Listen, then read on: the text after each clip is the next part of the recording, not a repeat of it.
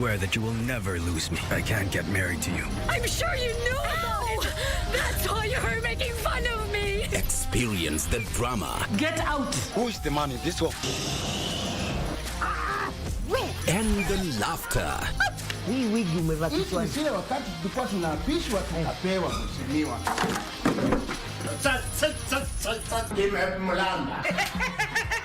Move to the beat.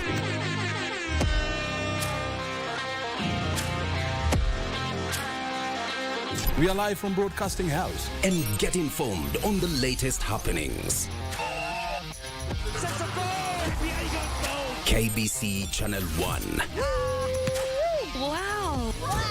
Yeah! We are the full package. Oh yes. And Kenya's watching. Thank you very much for joining us.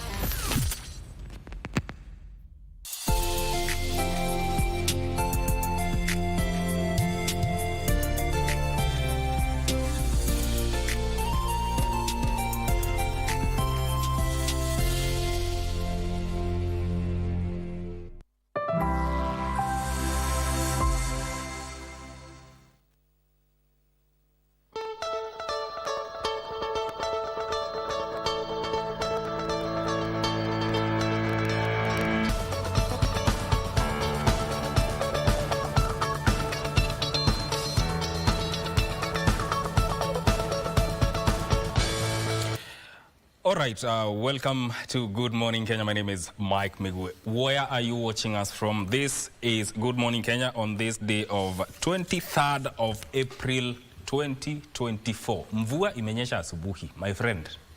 It is raining everywhere in the city. Sijui kama mahali huko kunanyesha, but all in all, we thank God for the rains. Welcome to the program. There's a lot that is packaged for you today, so you want to tune in. Victor, mvua imepata wapi? Of course, kwa nyumba. But let me tell you, the heavy torrents that we're experiencing across the country, yes, it's quite not so clear how we got, to this place, because one, the weatherman said that the rains are going to continue, but no one was ever prepared for this. Yes. Okay, according to them, they say the heavy rains are going to be there, but individually, were we prepared for what you are experiencing right now? This is just the same as when the dry season will also come knocking. Yes. The question is, how ready are we for that? Yes. All right? Yes. So across the city, many places are flooded, by the way. Many places are flooded. This is now where we start to see how our drainage system is wanting. And sad enough, our drainage system, as a media, we have been talking about this thing over the years. For the longest time. Kenyans have been posting on social media, experiencing such kind of effects of flooding and poor drainage on a daily basis. Many people, as we speak, wengine walilala outside their houses. Yeah. Yeah. And somewhere, you know, I'm so sure some houses are leaking as we speak. Yeah. There's a lot that is happening because even the governor of Machakos County was saying those people in flood-prone areas to move to higher grounds. But the question now remains, are there measures put in place to cater for those people? Because floods are everywhere, the rivers are bursting their banks, but still, are there preparations? I think in terms of preparations for such cases, our approach seems to be always reactive. We do not put enough measures to at least anticipate such incidents and maybe mitigate chances where people are affected adversely by floods. Yeah. Because it also speaks to our tactics when it comes to water harvesting. As you have said, we'll have that time when we have torrential rains, water everywhere. Then, in a span of months, we are in the drought season. Serikali saidia. We tend to live within the same cycle. Yeah. We don't change as much. So there's a lot that we need to do in as far as preparedness for these events is concerned. In studio with us today also is one Ray Manya. Good morning, Ray. Good morning. Good morning, gentlemen. Wake Cha tuseme mvua imenyesha. Where? Kanatandika kweli It kweli. has rained. This is not even raining cats and dogs, it's bulls and elephants. You know, were it not for technology, I don't think I'd be here, like being able to present the bulletin or rather updates. Yeah. Because you're drenched wet. You can't possibly go on air looking shabby, so you have to pray that you dry up quick by the time you actually get on set. That's the reality we find ourselves. And I like the questions that Victor and Mike you have posed.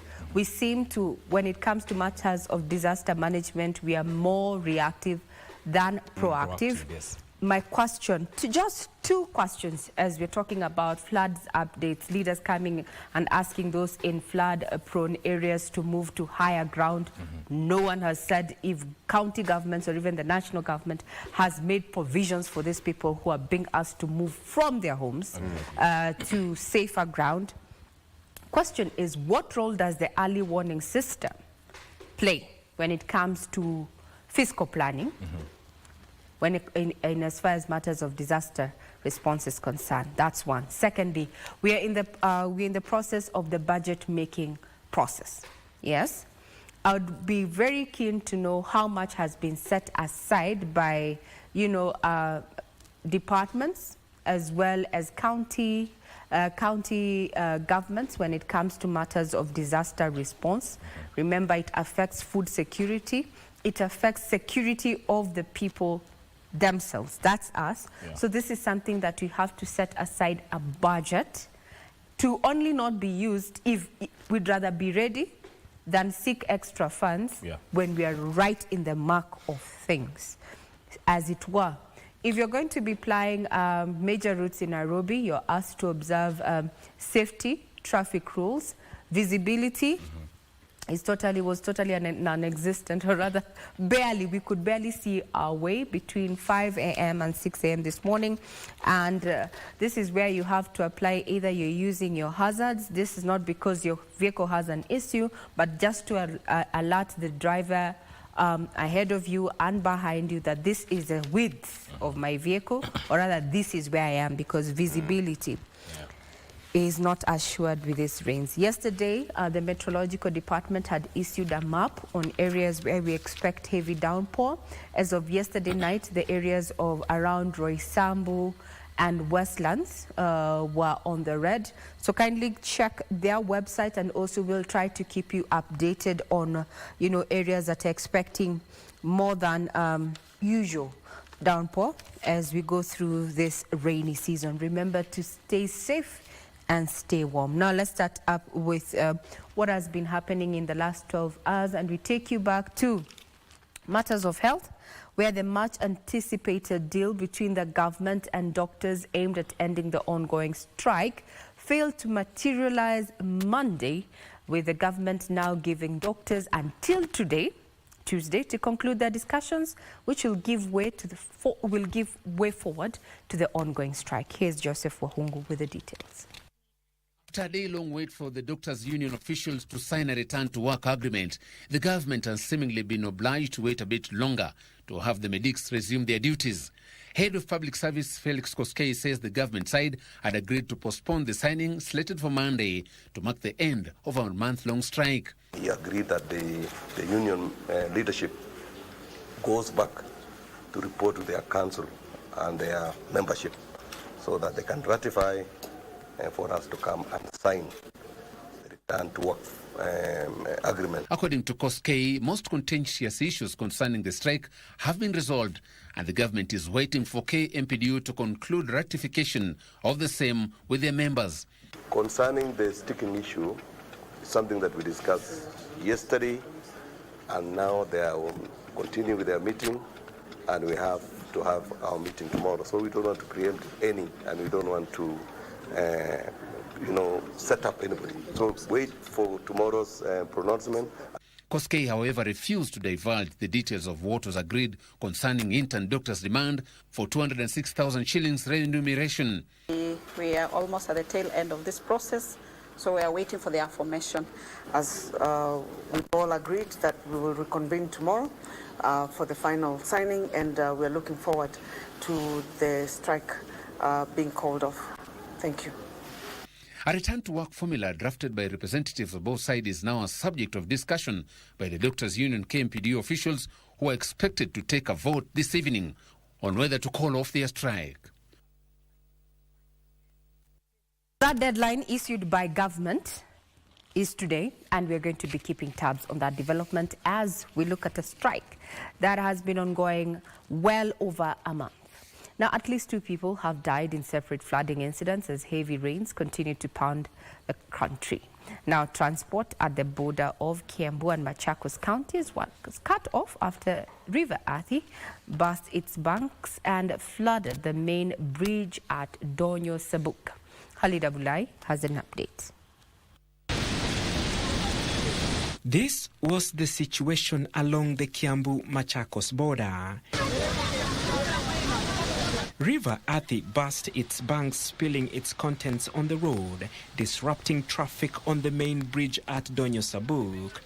Business persons and motorists using the link road to transport food items, construction materials, among other items, were struck at both sides of the road. The devastating effects of the ongoing heavy rains has since seen a section of the traders shut down their businesses. Residents say the perennial problem requires prompt and permanent intervention, urging the government to expedite their relocation to avert deaths as the rain continues to pour. Ukiangalia hapa chini penye hii daraja penye imejaa maji, already imefumulewa na maji. Tunaomba serikali, ukiangalia mpaka pale mwisho gari haziwezi kupita. Bodaboda haziwezi kupita hapo. Najua government iko na solution. Government iko na solution. Kama unaona daraja iko pale isha katika nusu, next thing hatujui ni nini. Na hapa kuna pita marodi za mawe zinatoka huku Cheleni. Kuna pita marodi za chakula za kubeba maybe chakula na vitu mingi zinapitianga hapa. Elsewhere, hundreds of tenants in a Ruaka apartment have been urged to vacate the apartment after a perimeter wall collapsed, killing 1 and injuring 17 others. The owner of the building is on the spot for alleged encroachment of the riparian land. Area leaders want the county government to move with speed and stop construction of buildings along riparian land. Kuna ile sehemu tunaita riparian land. Watu sasa siku hizi wameanza kujenga mpaka huko. Kwa hivyo mimi ningeuliza waziri wa manyumba na mipango aendelee kuleta kikosi yake ground, tuende tukiangalia zile nyumba ambazo zote zimejengwa katika karibu na njia za maji, ndio tuzuie mikasa kama hii. Similar scenes were witnessed in Nairobi after River Ngong and Nairobi River burst their banks, resulting in flash floods in Kibra, South C, South B, Mukuru Kwanjenga, Mukuru Kayaba, Ruben, Kawangware, Mathare, Viwandani and Kilimani. And over 1,000 flood victims in Wangcheng ward in Karachuonyo constituency, Homa Bay County, Monday received relief food from the national government following the devastating floods in the area. Cabinet Secretary for Water Zakaria Njeru, who spoke during the exercise, said that the government had donated the foodstuff to assist families who are currently in camps. Wale watu ambao wanafaidika ambao wamekuwa displaced so far ni watu 1,057 lakini bado tunazidi kuangalia wengine ambao pengine hawajaweza kuingizwa katika orodha ile. Wote tutaangalia tuone ni vipi. Kwa hivyo, na pia kuna wale ambao nyumba zao zimeweza kubomolewa na maji ama kuathirika. Tumeahidi kwamba tutarudi na mabati. In that regard, the Kenya Red Cross is warning of a possible humanitarian crisis with over 30,000 households in 26 high-risk counties likely to be displaced as heavy rains continue to pound the country. Now, the humanitarian organization has also issued an alert to residents living around Masinga and Kiambere dams, which are in Embu County, that are at a risk of spilling over after the water levels exceeded their limits. As our reporter Jael Opicho in this particular report notes, is that so far 10,144 households are currently displaced. Here's a report. Heavy rainfall has been witnessed across the country in the last 48 hours, with no signs of let-up affecting at least 23 of the 47 counties. And with the rains come stories of death and destruction. According to Kenya Red Cross, there is likelihood that 30,000 households will be displaced in at least 26 high-risk counties, with the incidence of drowning expected to rise, an upsurge of water and vector-borne-related diseases. Issuing an alert, the humanitarian organization says they are monitoring and conducting a continuous situation analysis.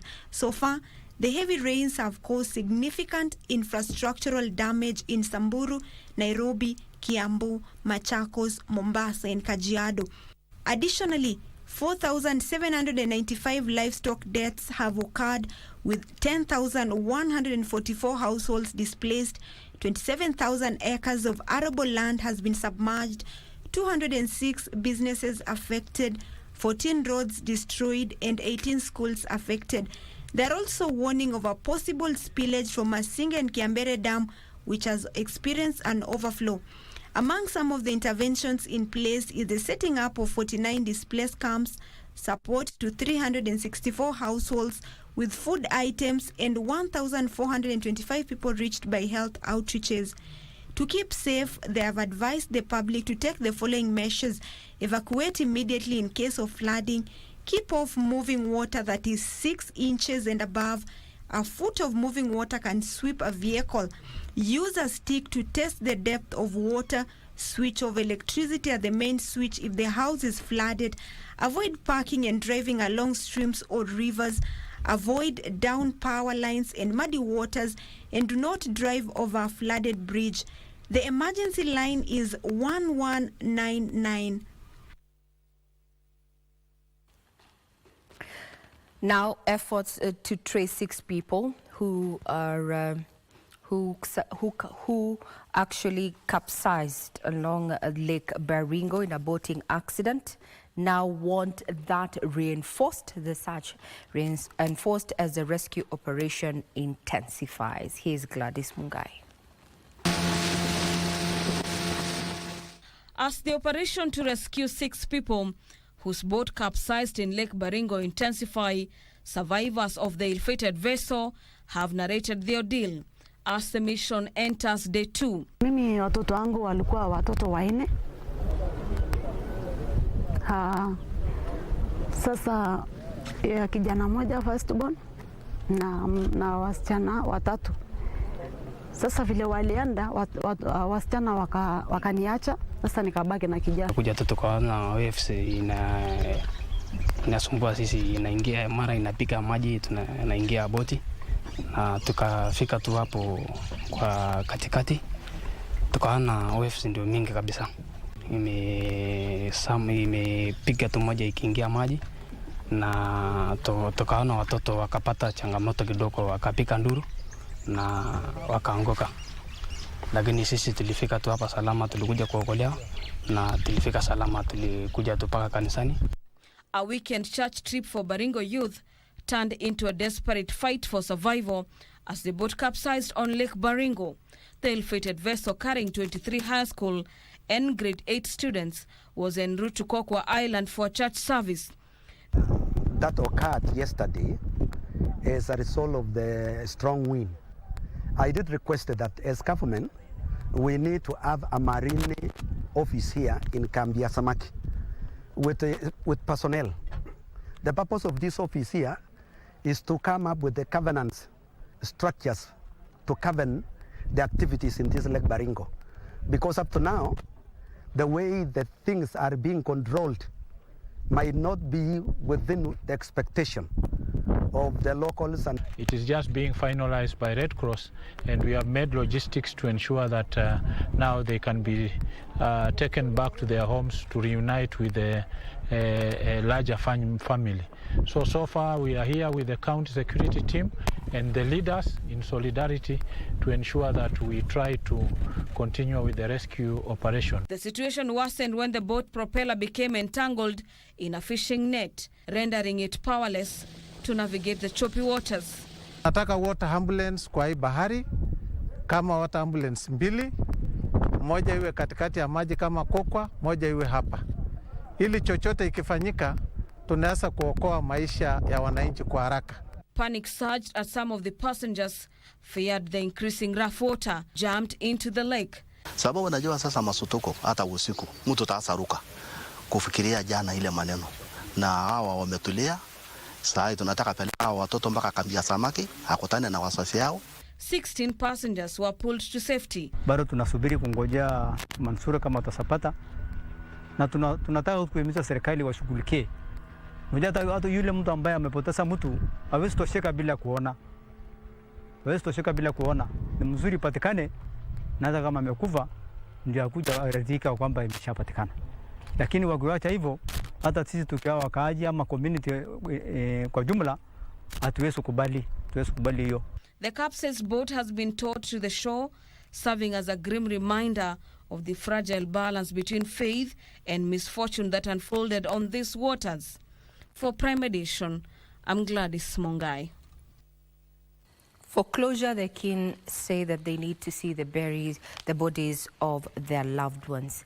And in hindsight, well, swimming should be a skill that, we all have.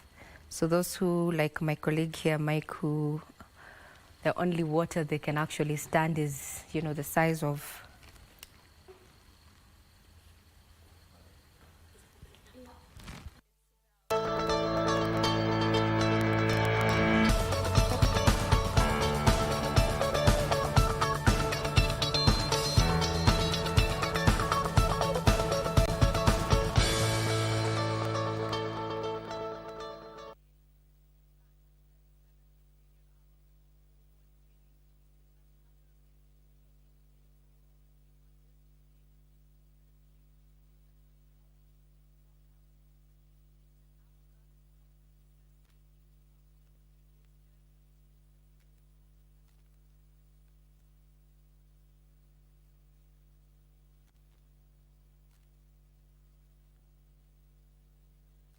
You're still watching Good Morning Kenya, and we want to insist you never saw nothing, right?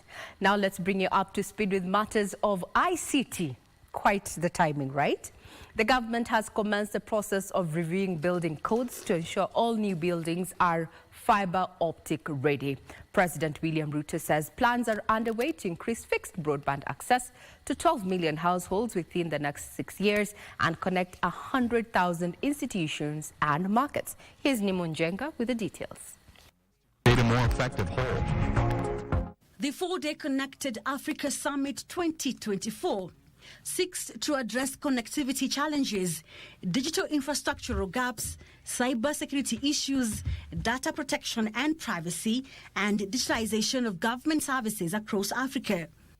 Also learn to use what we have and make sure that the ball is always ahead so that we find it there. President William Ruto committed to invest in the development of a fixed broadband infrastructure that will reach over 12 million households within the next 6 years. From 1.2 million to 8 million out of the 12 million households between 2022 and 2030. Furthermore, we have commenced the process of reviewing our building codes to ensure all new buildings are fiber optic ready. This among interventions such as the rollout of the National Citizen Digital Skills Program, commonly known as the DigiTrack, and laying of 100,000 kilometers of fiber by the year 2027 that is expected to sustain the growth momentum of the ICT sector at 10% annually. We have committed to provide 40 hours of digital skills and innovation training free of charge to citizens across the country, delivered through mobile units. He urged African countries to work together to formulate and implement a harmonized model for digital transformation.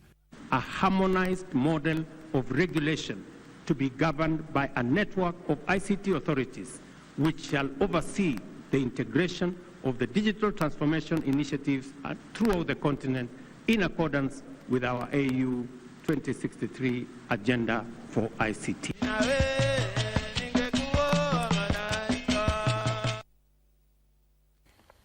We'll be keeping tabs on that. Remember, this is ongoing, and KBC Channel 1 is one of the media support for the summit.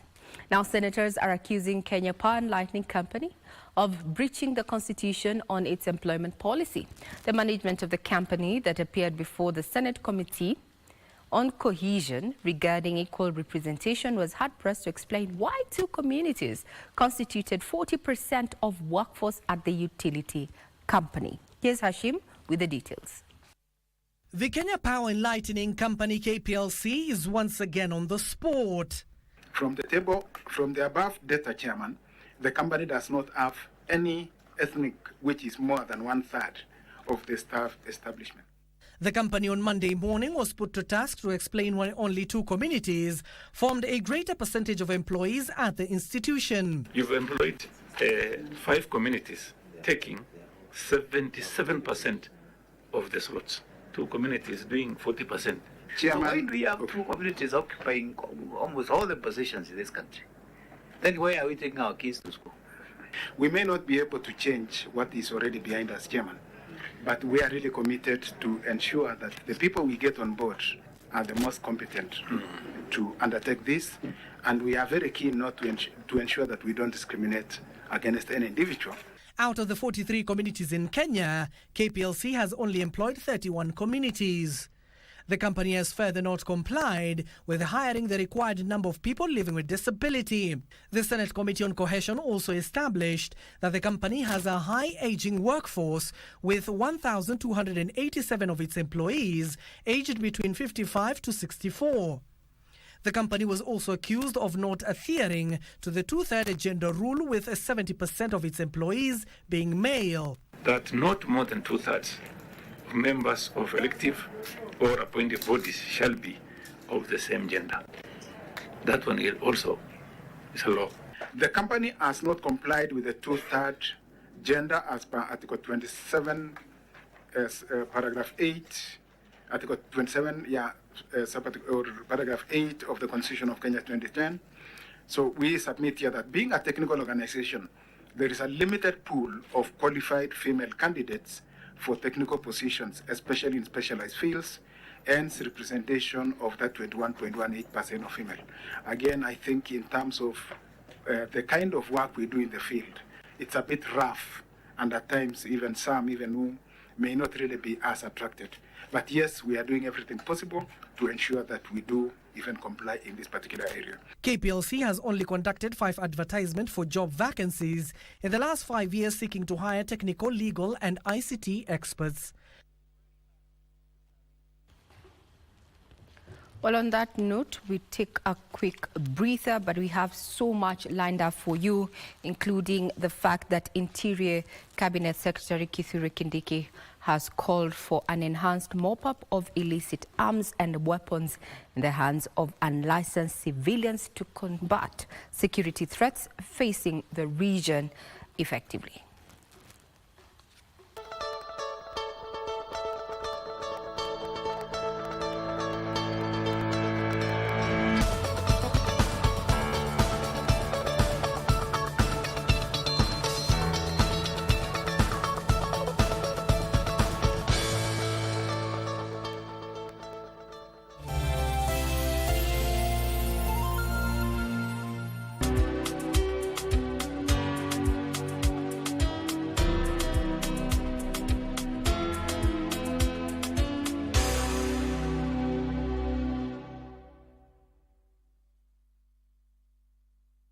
Kenya Broadcasting Corporation is Kenya's most trusted news and entertainment brand. Grow your business, acquire more clients, and reach new, diverse audiences by advertising with us. We connect brands to audiences that matter, driving results for brands and enhancing your current marketing strategies. We have packages for all needs, and no product is too small for us. Contact us today and capitalize on our combined power of radio, TV, and digital platforms. KBC, connecting Kenyans.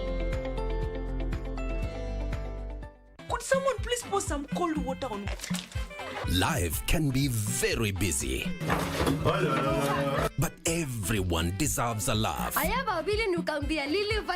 We inject humor in your week's activities with episodes of Classmates. You need to see this. Camaraderie. Mischief. And everything in between. To keep you smiling all week long. I have a few minutes of Bordeaux, so why not? Tune in to KBC Channel 1 every Monday to Friday at 6:30 p.m. for a daily dose of comedy.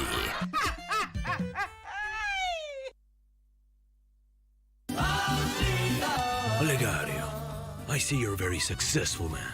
You practically have all that a person may want in life. Tell me. Take the reins once and for all. Live your own life. Can't you see that the man loves you? He's always after you. Yes, but then... So clear the air with him. Is that so hard to do? Mr. Olegario, where is my daughter? Huh? What did you do with her? What did you do with Amparo? Daddy, where's Ruben? What did you do to him, Daddy? How is he? Let's go. Yes, sir. Amparo!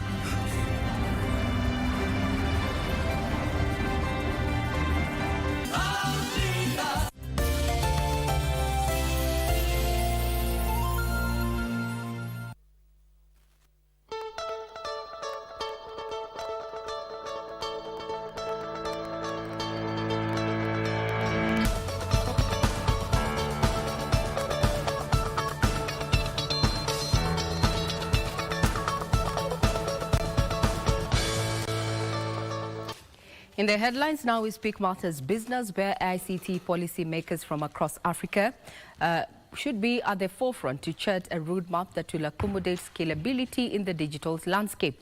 Information Communication and the Digital Economy Cabinet Secretary Eliud Owalo says there's need to harmonize policies and laws that support effective exploitation of digital opportunities. Trevor Ngendo attended the Connected Africa Summit, where over 16 ministries from Africa attended, and files the following report. Inconsistent, inadequate government policies and regulations pose major challenges in ICT adoption and usage. To effectively address such challenges, Africa needs to embrace solution-based technologies tailored to its unique needs, but first foster concerted efforts to address the digital divide. We are looking at matters of connectivity. How do we ensure everyone in the continent is connected? Because in the face of digitalization, it is no longer justified that we will be asking the African people to visit government offices to consume government services. Other issues the policymakers want to explore include strategies to reduce cost and increase accessibility, such as incentivizing private sector investment and promoting competition in the telecommunications industry. We need to move together as Africa so that we come up with policies, laws, and regulations that speak to each other. Digital transformation is no longer a choice. It's a necessity, just like a water utility, just like any other utility that we use at home. Africa has a low internet penetration rate of just 36%. This is despite the youth driven by their bold creativity and indomitable entrepreneurial spirit, pioneering advances in fintech, agri-tech, renewable energy, and digital services. Kenya is actually full of success stories of companies applying technology to aquaculture. We believe that our respective digital ecosystems can thrive through more cooperation at all levels. We have then agreed and we aim to form a caucus of authorities responsible for digital connectivity to coordinate this effort and support our respective governments in the achievement of these priorities that will be identified here. Delegates underscored the need to close the digital divide as a priority to enhance connectivity and grow the contribution of the ICT sector to Africa's GDP.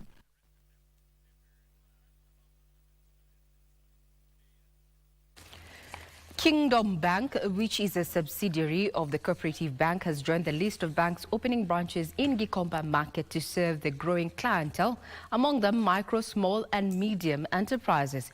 Kingdom Bank Board's chair, Margaret Karangatha, says Githunguri, that is a hub of retail, traders and customers, wholesalers and other businesses, including food vendors, presents an opportunity for financial institutions keen to support entrepreneurs in the area.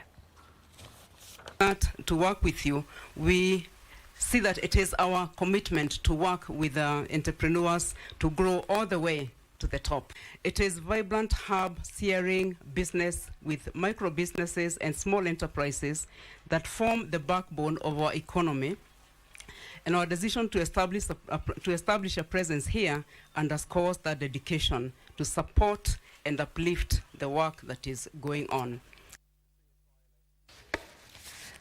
Well, my colleagues are accusing me of pronouncing Gikomba in English. Well, ni Gikosh, kuna bank pale. Aya.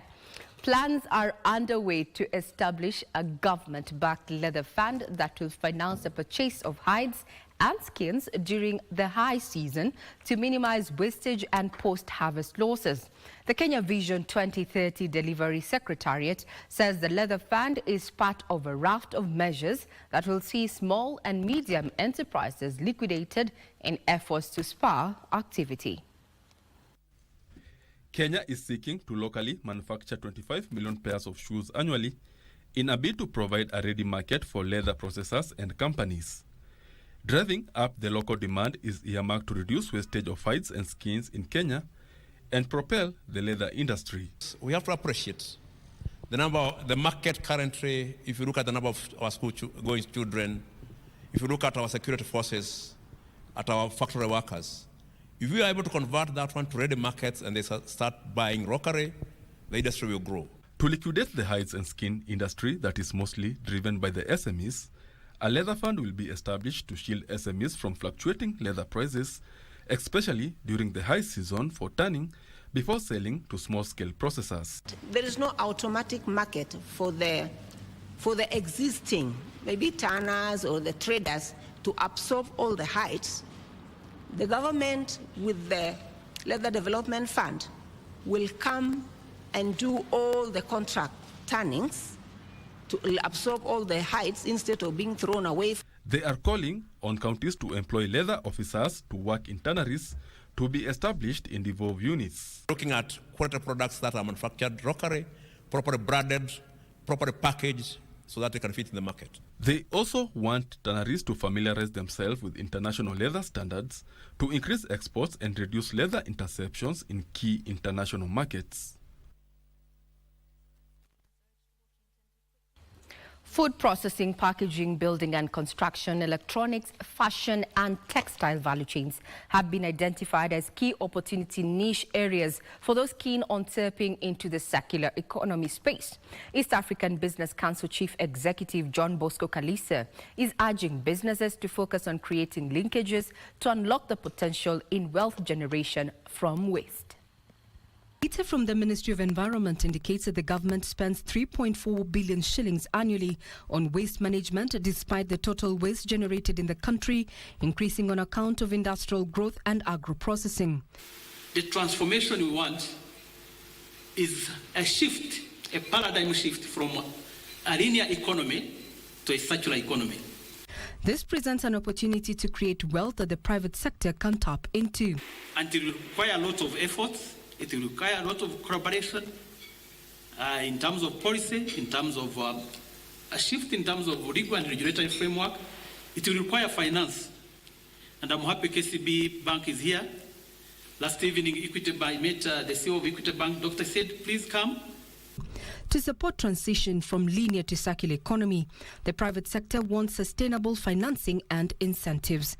60% to 70% of the waste we are talking about today is organic waste. And that's where we really need to look at the innovation that we need to put in place to make sure that it doesn't stay in the environment. And of course, there's a lot of initiatives that are ongoing to support this. They are advocating for increased sensitization on proper waste management, behavior change and compliance to the National Sustainable Waste Management Act to increase value extraction from waste and thus making waste a resource. Evans Mwangi won the 1,000cc category during the opening leg of the Superbike series at the Whistling Moran racetrack in Athi River, Machakos County. The championship attracted dozens of racers who competed in a total of 5 classes. Completed the 1000cc category with 45 points after 2 grueling rounds to emerge the winner during the first leg of the series held on the asphalt 1.4-kilometer racing track at Whistling Moran. Motorcycle racing has been growing in Kenya year after year, and we can see races are doing good times, and one day we'll export somebody to the MotoGP. Bikes, the adrenaline is always correct, the energy is always correct, and it brings people together. PJ Gadhaya wound up second, while Mark Makanga posted 32 points to be placed third. Githenji Kimamo was the victor in the 600cc Super Sport category, as Jeremy Raphael and Joy Nkatha wound up in second and third positions in the race that attracted a total of 12 riders. For me, we used to be in top 3 in almost all the races, yeah. But it's also welcoming seeing the new guys who joined the race today in our category. Performing good. So that's we're going in the right direction. Muraya Kuria was in imperious form in the 100cc class, peeping Edwin Gakuru and Charles Kimiti to second and third positions. Third place Kimiti, who is racing with the cause, expressed his determination to post impressive results in the remaining season's races. I'm aiming to compete across the world with other countries, Brazil, America, South Africa, other countries which have the community where I can participate with them and compete, represent Kenya in the international level.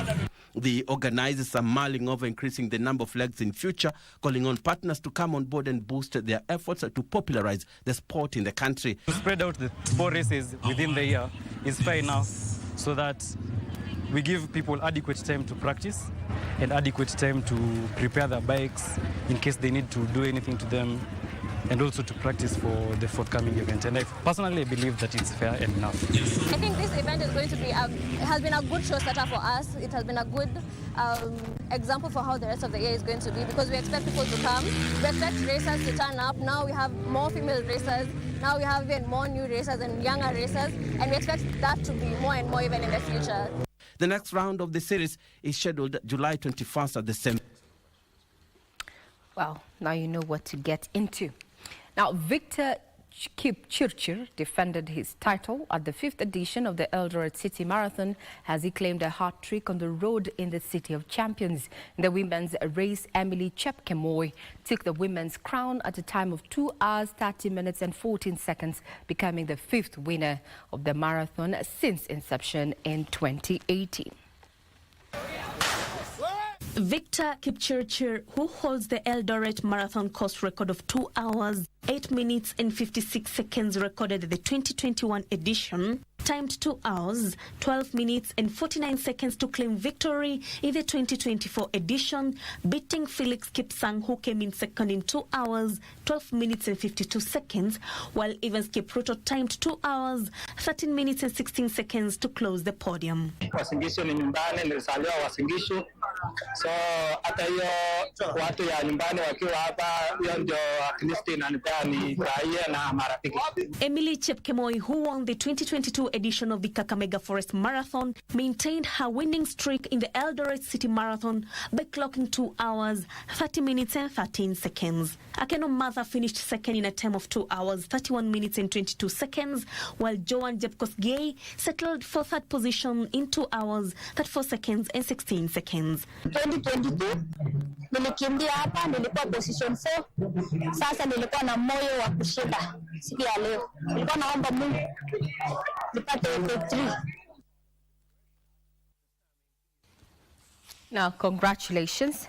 And that effectively puts a cap on Matters News this morning. Some of the key stories we're going to be following up for you is now that government yesterday pronounced itself saying that doctors have up until the end of today, being Tuesday, to agree on what has not been agreed upon, and the ongoing medics strike that has been ongoing for the last 1 month plus. We'll be keeping tabs on that, as well as the outcomes of the Connected Africa Summit that is happening just here within the Central Business District, and to also now bring you up to speed on what to expect in as far as sports is concerned. We have the English Premier League there, EPL, and the mighty Arsenal is going to be squaring it out with Chelsea.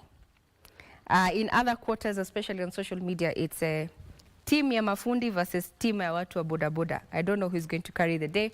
It is at your discretion to decide if you're boda boda or mafundi.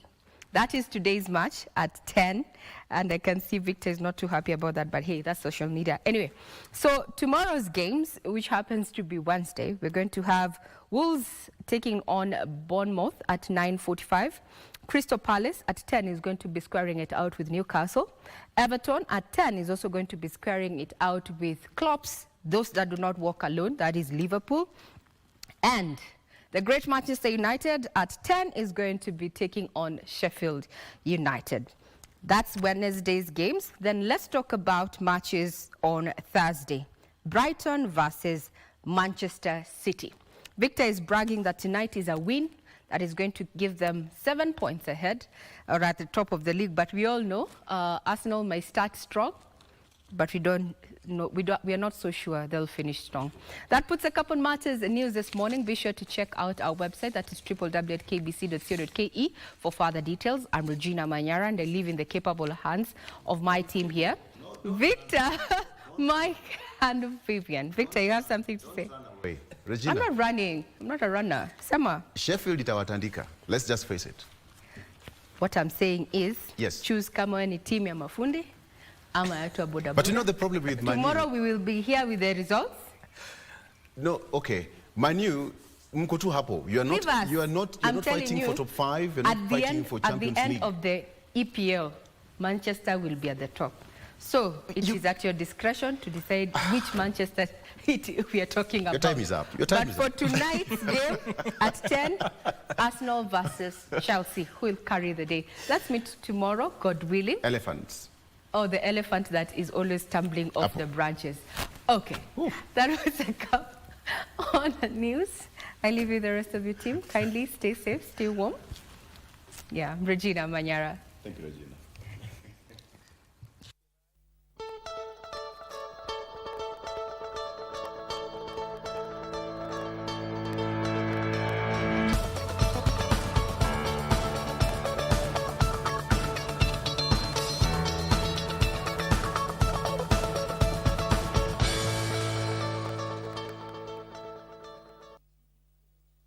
Welcome back, and let's now look at what is making headlines in our local dailies. And we start with Daily Nation.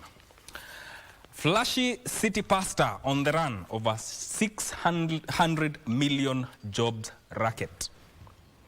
Pastor James Wajohi of Jesus Culture Ministries easily stands out wherever he goes, but an overseas jobs placement syndicate linked to his farm and church has left a trail of shattered dreams and debilitating debt for hundreds of job seekers. That story, you will find it on page 2 and 3 of the Daily Nation.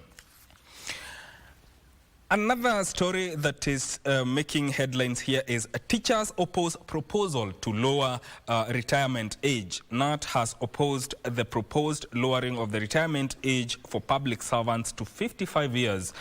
The union holds that reducing the retirement age by 5 years would deny the country experienced workers. A new bill is seeking to reduce the retirement age. That story is carried at the back of the Daily Nation, and they're saying the NAT has opposed the proposed lowering of retirement age to 55 years, and the union holds that the reduction of this by 5 years would deny the country the much needed experienced human resource. Read about that story on the back page of the Daily Nation. Another story that is making headlines here is that a doctor's no-show at meeting as state seeks to end to strike.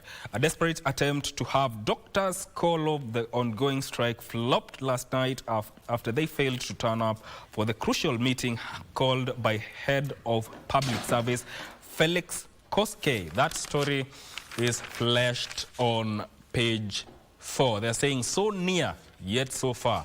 Officials, doctors failed to end the impasse. the impasse. A desperate attempt to have doctors call off the strike flopped last night when they failed to turn up for crucial meeting called by Head of Public Service Felix Koske. The doctors are saying that the decision on whether or not to call off the strike rested Union's National Advisory Council. You'll find that story and read it in detail on page 4 of the Daily Nation. Another story that is making headlines is about families of the fallen soldiers to bury them this week. 2 of the KDF soldiers from Kirinyaga County who perished last week in military helicopter crash will be buried this week. That story is carried on page 8 of the Daily Nation. Sack Linturi. There's a story that is carried on page 6 of the Daily Nation, and it's saying the Senate committee summons CS, that is Linturi, state agencies to shed light on the matter that has caused an uproar. And the senator says it will be proof to Kenyans that the president is serious about war on graft. Read about that story on page 6 of the Daily Nation that is talking about Linturi. Another story that is actually in line with what is with a summit that is happening at Uhuru Gardens. It's called Connect Africa Summit, and here they are saying Ruto says digital access is key to Africa's economic potential. Policymakers from Africa are meeting to deliberate innovative ideas that leverage technology. That story, you will read about it in details on page 5 of the Daily Nation. Beware of floods and landslides. That is according to Weatherman. That story is carried on page 10, especially owing to the rains that are happening right now. The landslides, flooding warnings issued.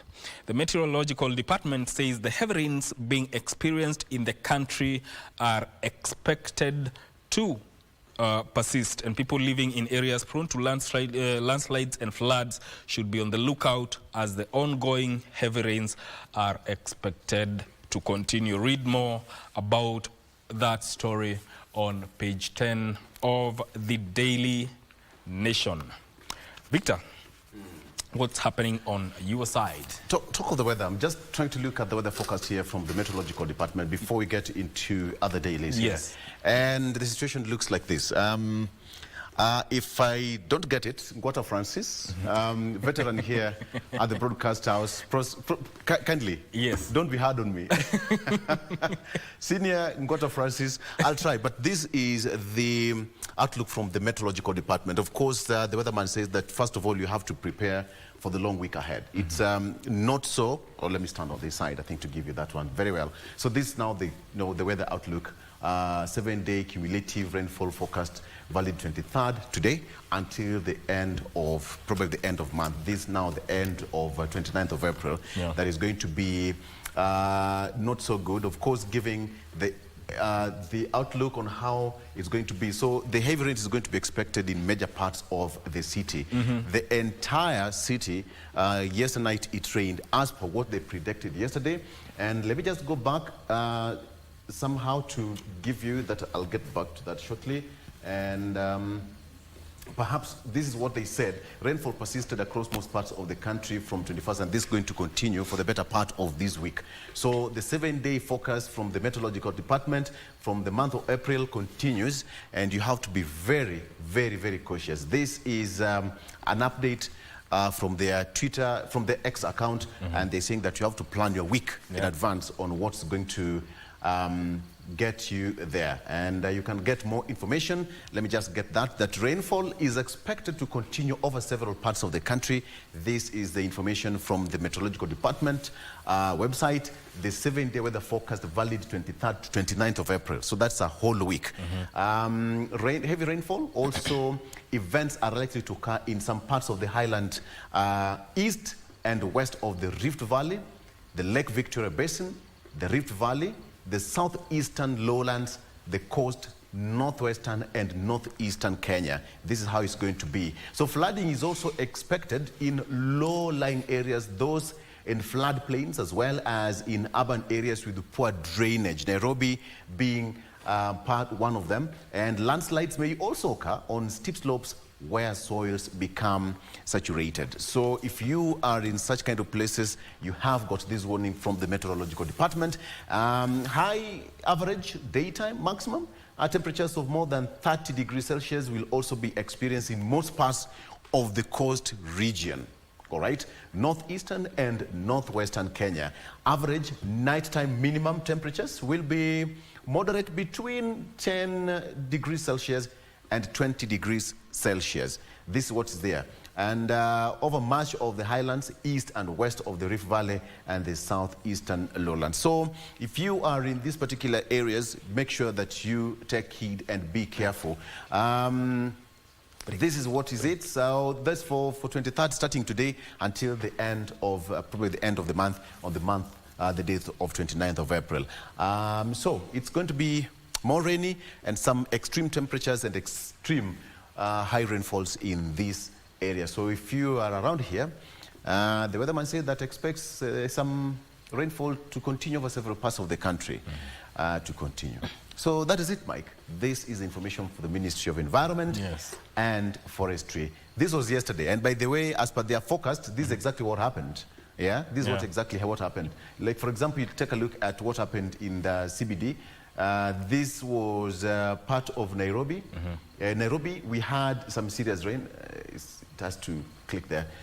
Okay, let's come here and get the map. So this was yesterday, the map that was there. And where is Nairobi? Nyeri. Nairobi should be here. So Nairobi experienced last night, as per them, we experienced rain here in the city, sunny intervals, and also in the afternoon there were showers and thunderstorms. But then the temperature was around 71 to, the highest was 71 and the lowest was 26 degrees. That was as was yesterday here in the city. So the surrounding areas, Lake Basin, for example, when you go to the sides of Kericho, that was yesterday again as per their prediction. But now we are expecting to get more of this map layout from the meteorological department later in the day. So this is also important for you so that you can plan your week in advance. A couple of our colleagues, including Regina, who was seriously affected. Let's come back home and take you through the front page of the People Daily. Okay, so on the front page of the People Daily, the lady here, this is Nyakango, all right? So on the front page of the People Daily, this is what you have, all right? I'm told that we need to take a break, right? Yes, it's 7:30. Let's take a break. We'll be right back. I'll take you through the front page of the People Daily, the Star, and etc. etc. Stay with us.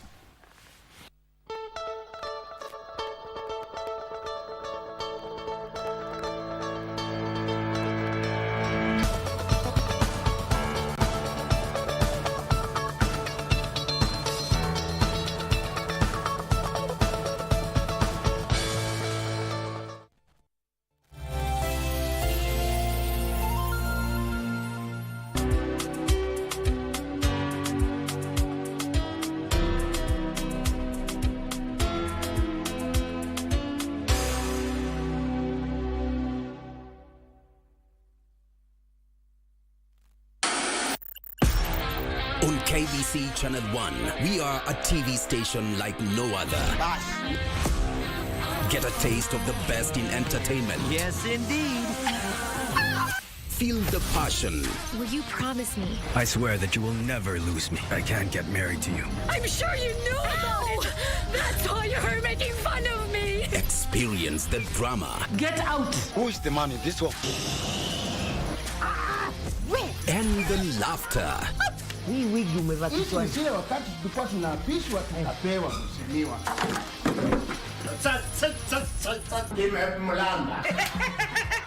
Move to the beat.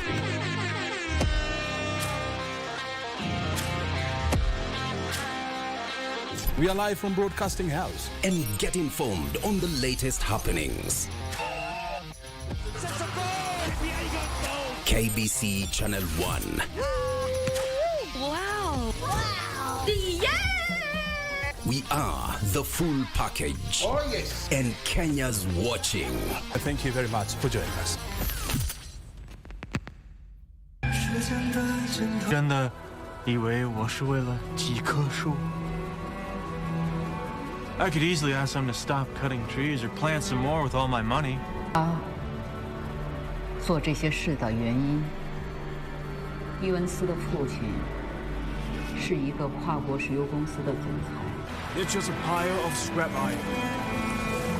If you want to visit your grandfather, you can get there on my private jet and cross the ocean in 12 hours or so. But without oil, you'd have to tumble in a sailboat for months.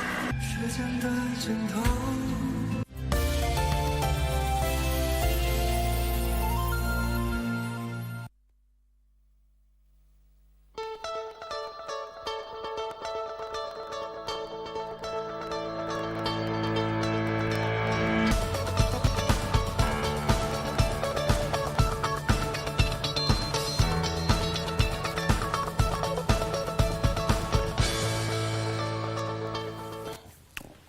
Okay, sawa.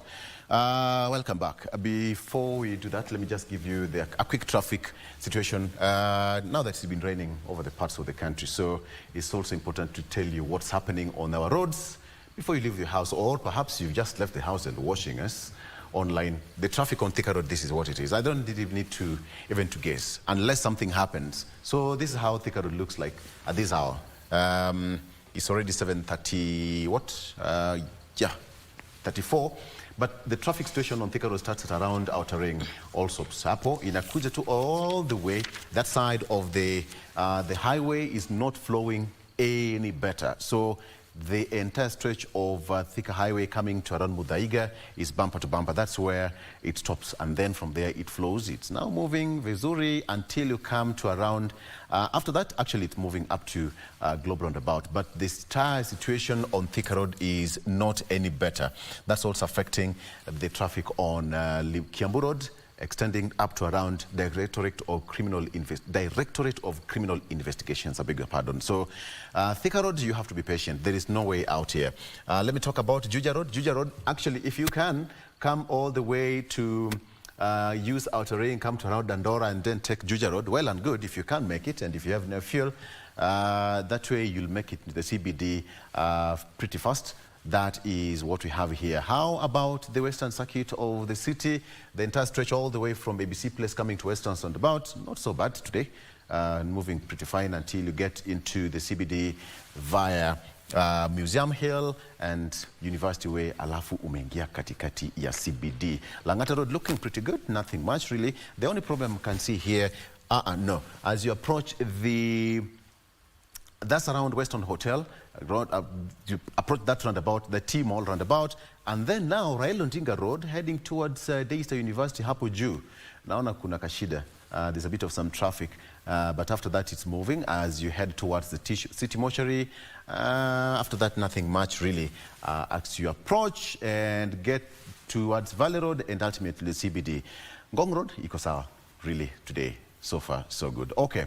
And finally, how about we take a look at what's on Langata Road, the entire stretch all the way from Galleria coming down to Wilson Airport, Iko, sawa kabisa. And let's head over and take a look at what's happening in Kisumu City. Kisumu, good morning. That is the map and the traffic layout. Nothing much to report about. All that side of Kibos coming to Kondela roundabout here. Nothing really happening at this particular hour. All the way from Kakamega Road coming to Kondela roundabout and joining the CBD via Kibuye Market, also moving pretty fine. Kisumu, I'll be there very soon. What's good? Kisumu. Okay, so what you have here in Mombasa, watu Mombasa, mko vipi? Again, the main highway from that side, Mombawa wa Bara, all right? Mombawa wa Pwani ama Bara, okay, this side, all the way from Miritini, as you can. Mike is laughing at me. Mombawa wa Bara, okay. So it's not so bad as you come all the way from Mazeras, coming to Mikindani, Changamwe, as you join the Makupa Causeway, as you get into the CBD. Nothing much really until you get to around. This is around, yeah, really. The main highway joining the city is not that bad. Buxton coming to Darajani, and then also getting out to the CBD past the new Nyali Bridge. Again, not that bad. On that side, traffic iko hapa leo. This is where we are. Lights here. Kengeleni or around this side of Kongoya Market. Hapa ndio kuna konga na shida. But hii ni Marikiti. It's always very busy. Very, very, very busy. All right. So this is where we are as far as the traffic is concerned. And finally, watu wa ferry, mko vipi? And this is it. So the traffic on this side of Likoni is not so good today. I have no idea why. Yeah, look at that. Look at that. It's not that good. So you be very patient as you wait for the ferry to come from that side, mostly because a majority of people are coming from Likoni crossing to go to the other side of Mombasa Island to go to work. I think that's why the traffic is there. Kama ni kubaya, just go to Mamangina waterfront and have some breather there. All right. So let's come back and take a look at what's on the front page of the People Daily. Very fun. How ward representatives stole millions. How ward reps stole millions. This is according to the Auditor General, the revelation and the report from the Auditor General. Let me just get you that. In what has become a great train, MCAs were paid for trips they didn't attend, while monies allocated to projects had also had no supporting documents. That is from the Office of the Auditor General. You can take a look at that story on page 4. What is happening with Atuoli? Uproar over law on unions. That is Kotu Sekjen Francis Atuoli. And Nazi Githunguri is now raising some red flag on millions of shillings that were allocated to the ward representatives, but allegedly were stolen. We'll get into that shortly. LSK, a new push for Linturi sucking of a fake fertilizer. That's the story on again. On the front page, let me just take a look at that story briefly. We have it here that the Law Society of Kenya, a new push for Linturi, ouster of a fake fertilizer. And now, is it fertilizer or fertilizer? Reminds me what Z is doing. No, it's a matter of pronunciation. What do you mean pronunciation? Z and S are very far away from each other. They are very far away, but in terms of pronunciation, I think fertilizer sounds more convincing than fertilizer. When you say fertilizer, you know matters of accent, and you know what I'm talking about when it comes to accent. So, when you say fertilizer, so it should be fertilize or fertilize. It should be fertilize. To fertilize? Yes. Okay. Yeah. So what is Z doing in Susan? So as I said, it's a matter of pronunciation. Because we have Susan, but there's Z. No. We just have to get it right. Because we have got Susan, it's written as Susan. S-U-S-A-N. But Akina Njoki here and Phineas, they are into Susan. Susan. So what is Z doing in Susan? Well, the same way. This is fertilizer. What is Z doing here? S. On a lighter note, though. Okay. So lawyers lobby leads in another attempt to have agriculture CS take responsibility. The issue of fake fertilizer has also been making headlines over a couple of weeks now, and farmers across the country have been decrying low or substandard fertilizer being distributed to them in their farms. There is something here. Alarm over increasing number of daytime sex workers. Something is not adding up. Members of Parliament, a number of daytime sex workers is growing in the country alarmingly and even spreading across the borders. National Syndemic Disease Control Council has said this is an authority. Members of Parliament also heard that in Nyeri and Nairobi counties, the rising numbers is among married women, all right, who come to town as early as 8 a.m. after they have dropped their children in school. This is what is here. Wow. This is what is here, all right. So the National Assembly Committee on Health, led by its chair, NBS MP Robert Ukose, was on a fact-finding mission at the council, the National Cancer Institute, that's NCI, and the Pharmacy and Poisons Board. The MP's mission was to try and understand the challenges and successes in the three institutions. So that was the finding. That is also, all right. Rather sad news here, that 6 died, 7 injured as 2 vehicles collide head-on in Narok County. This is the record of that accident that happened in Narok County. Okay, so this is it. Story and revelation. Sky was the limit for pilot of ill-fated KDF chopper. The parent is now talking, saying that Major Magondu's mother said that her son aspired to be the Chief of Defense Forces one day. That is a mother speaking. So mothers have lots of secrets and history as far as that's concerned. So 4 days after Kenya Defense Forces, a helicopter crashed, claiming the life of Military Chief General Francis Ogola and 9 others, the family of George Magondu, Kabui Magondu, the pilot flying the ill-fated Bell UH-1H Huey 2 helicopter, has spoken about the history and the agony of losing their loved one. So he was a young man. Apparently, this guy got an airplane while he was at Moi Forces Academy. He was a very bright student back in the day. So according to the mother, this gentleman would, when they were in the barracks and, you know, he would name all the planes by name. Wow. All right? He knew them. So it was in him. Exactly.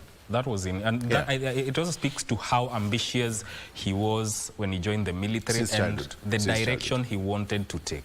Absolutely. But so, our prayers and comfort goes to the affected families. By the way, Magondu will be buried on Friday, while Nyawira will be buried on Thursday in Kagio. In Kagio. So we still send our message of condolences to the affected families. Okay. Very fast, and that was on the front page of the People Daily. Jakango, I beg to get into this story on page 4. This is Githunguri, sorry, not Jakango. Githunguri. About the story of the counties, Githunguri flags wanton spending among counties. This is what is here.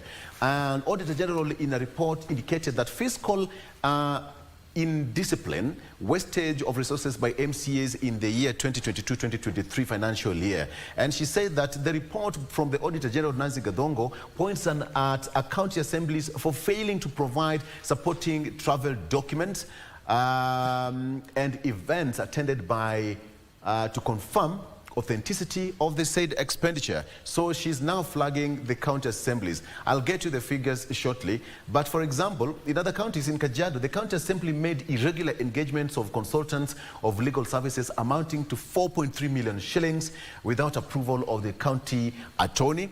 Number 2, in Kakamega, the county assembly is on the spot over 1 million shillings that was paid as reimbursement of per diem and air tickets, 1 million bob. Wow. And my home county, Homa Bay County Assembly has unsupported document travel and subsistence and expenditure of around 832,000 shillings paid to 16 MCs as travel allowances to facilitate carrying out report writing exercise in Kisumu for the Department of Lands, Housing, Physical Planning from October 31st, 2022 to November 2nd, 2022. This is my home county.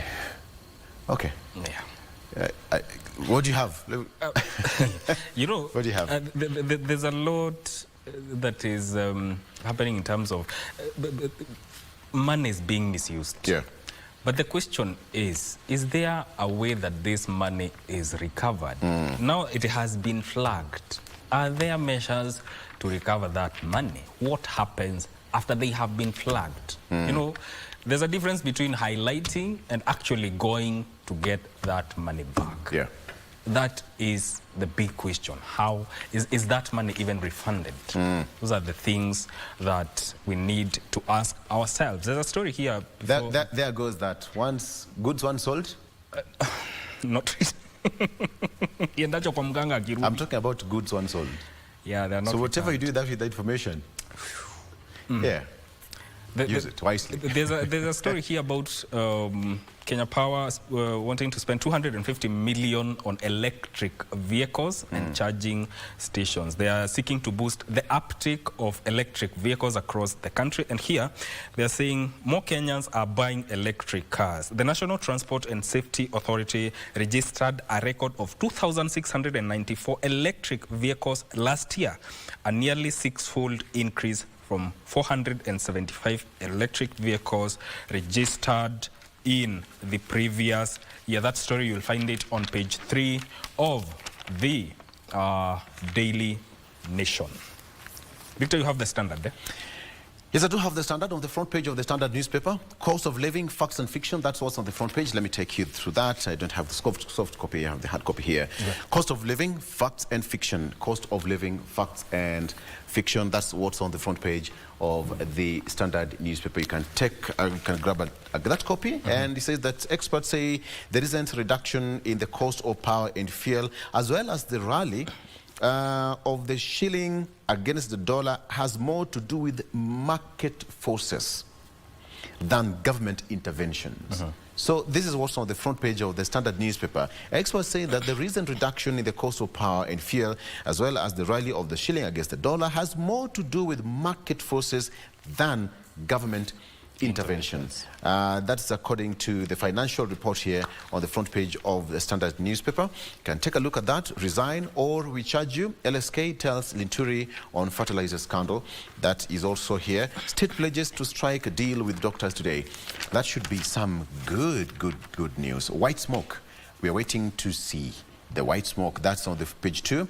That is on page 2 as far as that can't concern. Terrorist doctor gets 12 years in jail. Mohammed Abdi Ali, who worked in Makwini County, was found guilty of recruiting people to ISIS and being in possession of articles related to terror activities and planning to carry out a terrorist attack using biological agent in form of anthrax bacteria. Okay, so again, he's been sentenced to 12 years in jail. But on this story, the Deputy President last week said during the wage bill conference that if you have a fixed certificate, you either resign, actually not either, you resign and refund the money. So now there's a case here. Cases show on war on fixed certificates a big battle. This is what it is.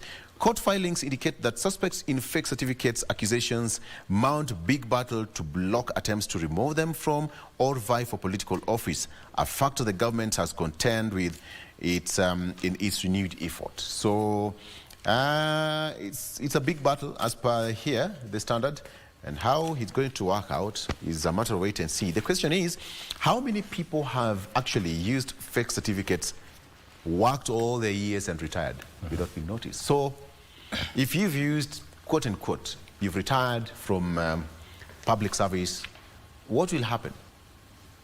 Will you refund the money? I'm just asking.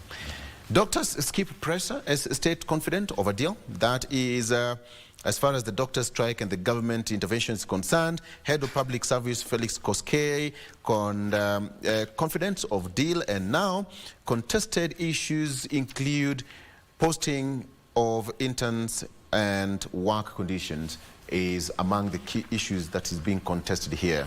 And speaking at the Kenyatta International Convention Center, Head of Public Service, that is Felix Koskei, indicated that all was set and it was now for the Kenya Medical Practitioners, Pharmacists and Dentist Union to ratify the final document. So we're still waiting to see how it's going to be, and saying that there is some white smoke at the end of the day. Yes. Mike.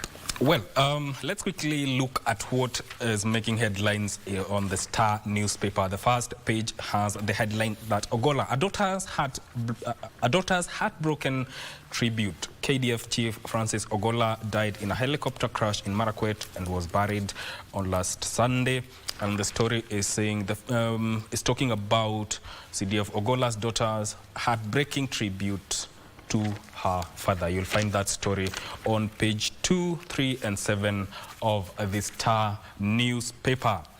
Now, speaking of appropriation or misappropriation of money, there's a story here that is carried on the front page. Actually, it's a tabulation on the front page of the Star newspaper. Stalled projects in 10 counties gobble 12 billion shillings. There's a tabulation here with county, the stalled projects and the amount that they are costing. And just to look at a few of them, Nairobi has stalled projects in Lakisama, Majengo, Mabatini healthcare centers that amount to 1.36 billion. Kiambu, the 285 million. Nakuru County, Treasure, 886 million. There's a lot. You'll find that story on page 4 and page 5 of the Star newspaper. They are saying stalled project worth more than 12 billion in 10 counties has exposed the sorry state of development in devolved unit. A report by the Auditor General Nancy Githunguri has revealed the projects have been abandoned, fallen behind schedule or left idle after completion. Read about that story on page 4 and page 5 of the Star newspaper.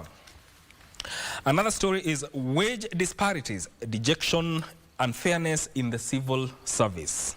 The country's civil service has no uniform pay structures for different cadres of staff that serve Kenyans, despite the cost of paying salaries rising to more than 1.1 trillion in a recent analysis. Huge differences exist between the different skill sets. This is besides additional costs, pensions and gratuities to retirees, which keep on increasing every year. That story is fleshed out in detail on page 6 of the Star newspaper.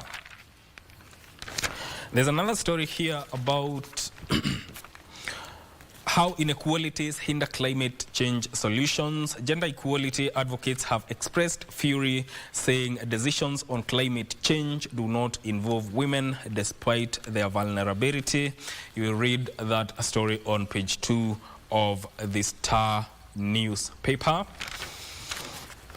All right, and another story here that is making headlines. Alarm over forced labor as illegal profits increase yearly. Although the vice is prevalent in Kenya, experts say there is no quantifiable data regarding the forced labor. A number of employers are denying each of the employees close to 226,000 of pay every year as a result of forced labor, which is often underpaid or totally unpaid. You will find that story on page 8 of the Star newspaper. Victor, what is happening across borders? Absolutely. So let me take you through the front page of the France 24. Yeah. On the front page of France 24 here is UK Parliament approves controversial Rwanda deportation bill. That's across our borders now. Yeah. UK Parliament approves controversial Rwanda deportation bill. This is what is here. And the British Prime Minister, that is Rishi Sunak's latest effort to send some migrants to Rwanda finally won approval from Parliament early Tuesday, hours after he pledged deportation flights would begin in July. So this is what's happening in in Parliament, House of Commons, and that is now the issue of deportation. Very quickly, let me take you what's happening on the front page of the BBC. Top US colleges struggle with widening Gaza protest. Again, not so good here. Gaza, according to them, top US colleges struggle with widening protests, and here we have protests against the war in Gaza have spread from Colombia and Yale to other universities as officials scramble to diffuse a burgeoning protest movement. On Monday night, police moved to break up a protest at New York University and made a number of arrests. So this is what's here, and dozens of students were arrested at Yale early in the day, while Colombia cancelled in-person classes. Similar, quote-unquote, encampments, I beg your pardon, similar encampments have also sprung up in Berkeley, MIT and other colleges across the country. So there's a lot happening here in as far as the issue of Gaza is concerned. That is what you hear. But Mike, before we take a break, I just want to remind people that you can also go to our website. Yes. You can also go to our website and get everything that you need to get. You can log in, get to Google Play or Play Store and download the KBC app. This is the app that you're going to get everything on hand within no time. So Kenya medic convicted of terrorism sentenced to 12 years in jail.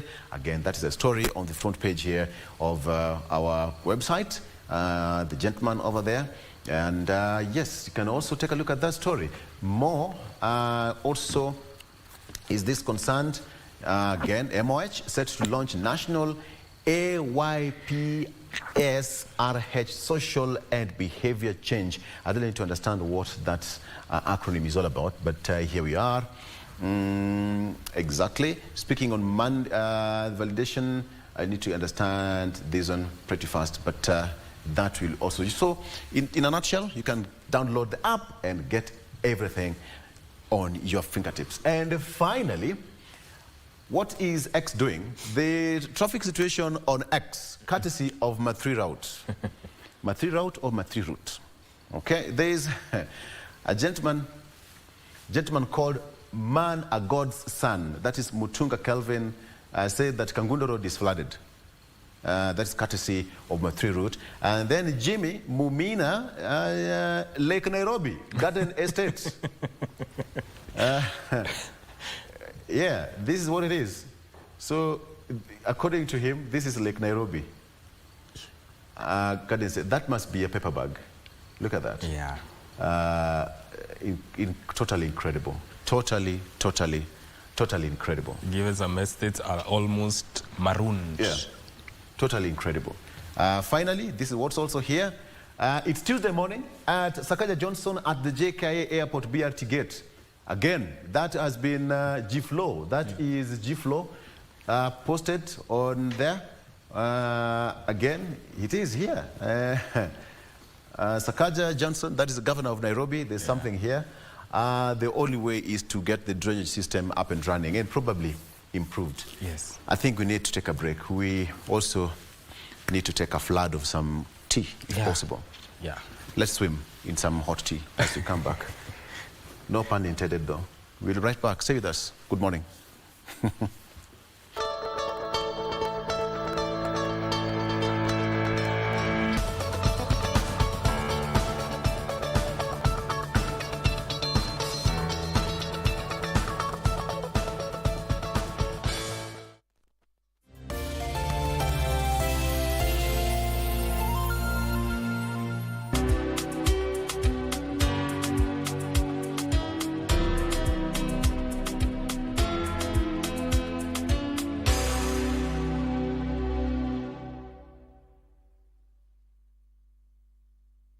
Kenya Broadcasting Corporation is Kenya's most trusted news and entertainment brand. Grow your business, acquire more clients, and reach new, diverse audiences by advertising with us. We connect brands to audiences that matter, driving results for brands and enhancing your current marketing strategies. We have packages for all needs, and no product is too small for us. Contact us today and capitalize on our combined power of radio, TV, and digital platforms. KBC, connecting Kenyans. Could someone please pour some cold water on? Life can be very busy. But everyone deserves a laugh.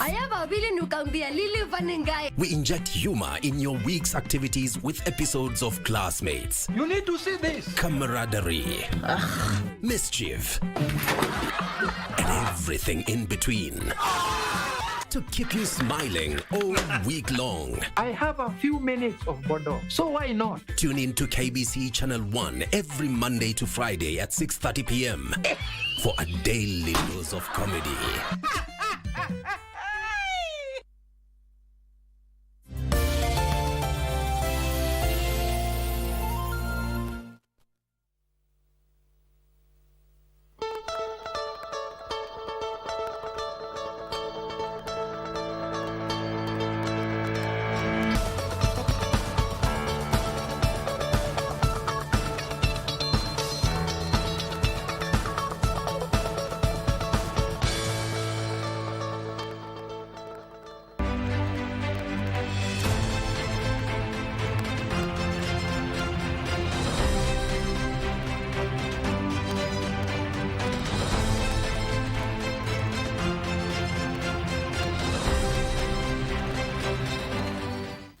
Born in 1950 in Wajir, Ahmed Khalif attended Wajir Government School for his primary education.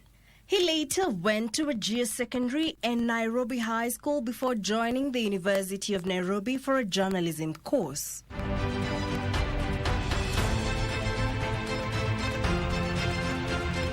He thereafter had a career in the civil service as an information officer before joining British Broadcasting Corporation. Before joining politics, Khalif came from a long line of leaders.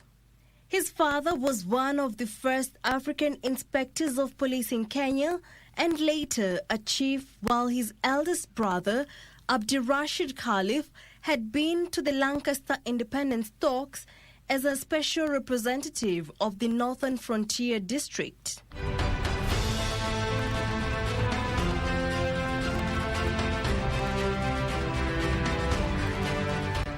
Ahmed Khalif arrived on the political scene in 1979, aged 29, having been prevailed upon by elders to step into the place of his brother, who had been expelled from Kano.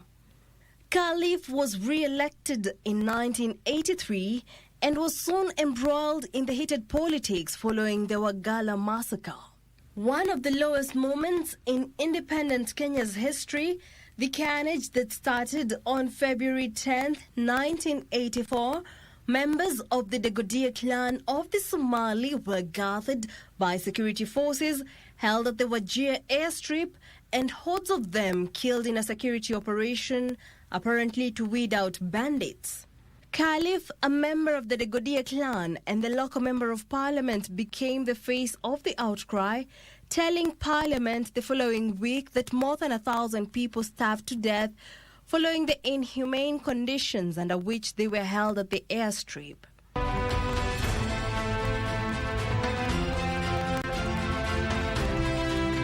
He was again the face of the resistance against the so-called red cards, special identification documents which Kenyan Somalis were required to carry to distinguish them from those of Ethiopia and Somalia. Khalif opposed it as unconstitutional and hired lawyer Mohammed Ibrahim, now Supreme Court judge. He won the case and became a hero among his constituents and the Somali community.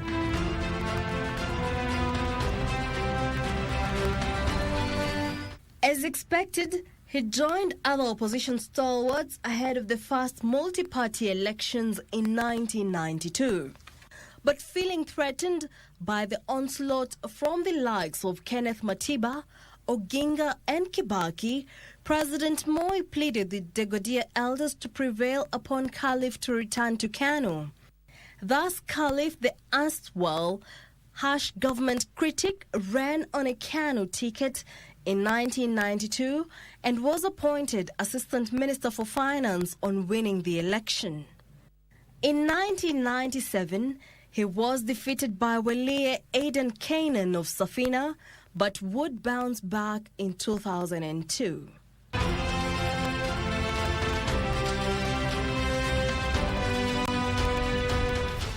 Ahead from the historic elections, Khalif had from 2000 become an active member of the Ufungamano initiative that was pushing for the constitutional reforms amid strong resistance from the Moi government. He rode on this campaign and on memories of his defense of the identity cards to win the seat despite running on as a NAG candidate. After his win in 2003, he was appointed Labour and Manpower Development Minister, the only one from the Northeastern Province in the lineup. This ultimate admission to the centre of government after decades of struggle in the peripheries were cut short when he died in a plane crash that also killed 2 pilots in Busia on January 24, 2003. 3 other ministers, Martha Karua, Raphael Tuju, and Jebi Kilimo, were injured when their chartered aircraft hit power lines and crashed into a residential estate shortly after takeoff. Khalif died shortly after arriving at the hospital, having been minister for barely 20 days, becoming the shortest-serving minister, not just in the Kibaki cabinet, but perhaps in Kenya's history. Jackie Wambiru, The Cabinet.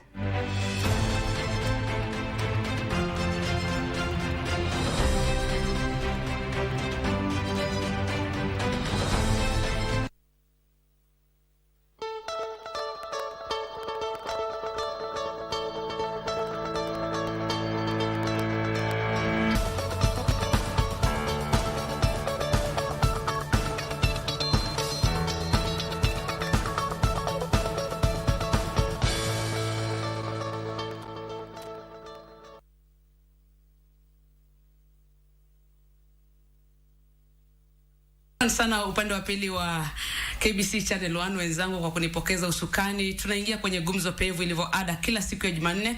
Tunapatana ili kuweza kuweka mijadala ambayo ina umuhimu wa kitaifa wazi. Tukaweze kusaidiana kama taifa na kuweza kusonga mbele. Na kukaribisha, unaweza ukaungana nasi kupitia mitandao yetu ya kijamii katika mtandao wetu wa Facebook KBC Radio Taifa Sauti ya Mkenya, au pia kupitia mitandao yetu ya KBC Channel 1 katika YouTube channel. Unaweza ukaenda pale pia ukafuata majadiliano hayo katika njia sawa. Unaweza pia nitag kwa @Dora Manya. Hii leo tangazia swala la usalama barabarani na changamoto mbalimbali, na tunataka uzungumze nasi. Labda tuambie msikilizaji na mtazamaji, unafikiria changamoto kuu ni ipi? Mbona tunashuhudia ongezeko za ajali barabarani kila uchao, na labda unadhani ni lipi suluhu kwa tatizo hili? Tupe kauli zako kupitia mitandao yetu ya kijamii. Naam, ajali za barabarani zimeendelea kuongezeka humu nchini, na kulingana na ripoti ya mamlaka ya usalama barabarani NTSA, kuanzia mwezi Januari hadi tarehe 1 Aprili mwaka huu, zaidi ya watu 1129 walipoteza maisha yao kupitia ajali za barabarani. Idadi hii bila shaka inaendelea kuongezeka, na hapo jana watu 6 walipoteza maisha yao katika barabara ya Narok Mulot baada ya gari mbili ndogo kuhusika katika ajali. Ajali nyingi za barabarani pia huchangia kwa kiwango kikubwa katika kuongezeka kwa idadi ya watu walio na ulemavu hapa nchini.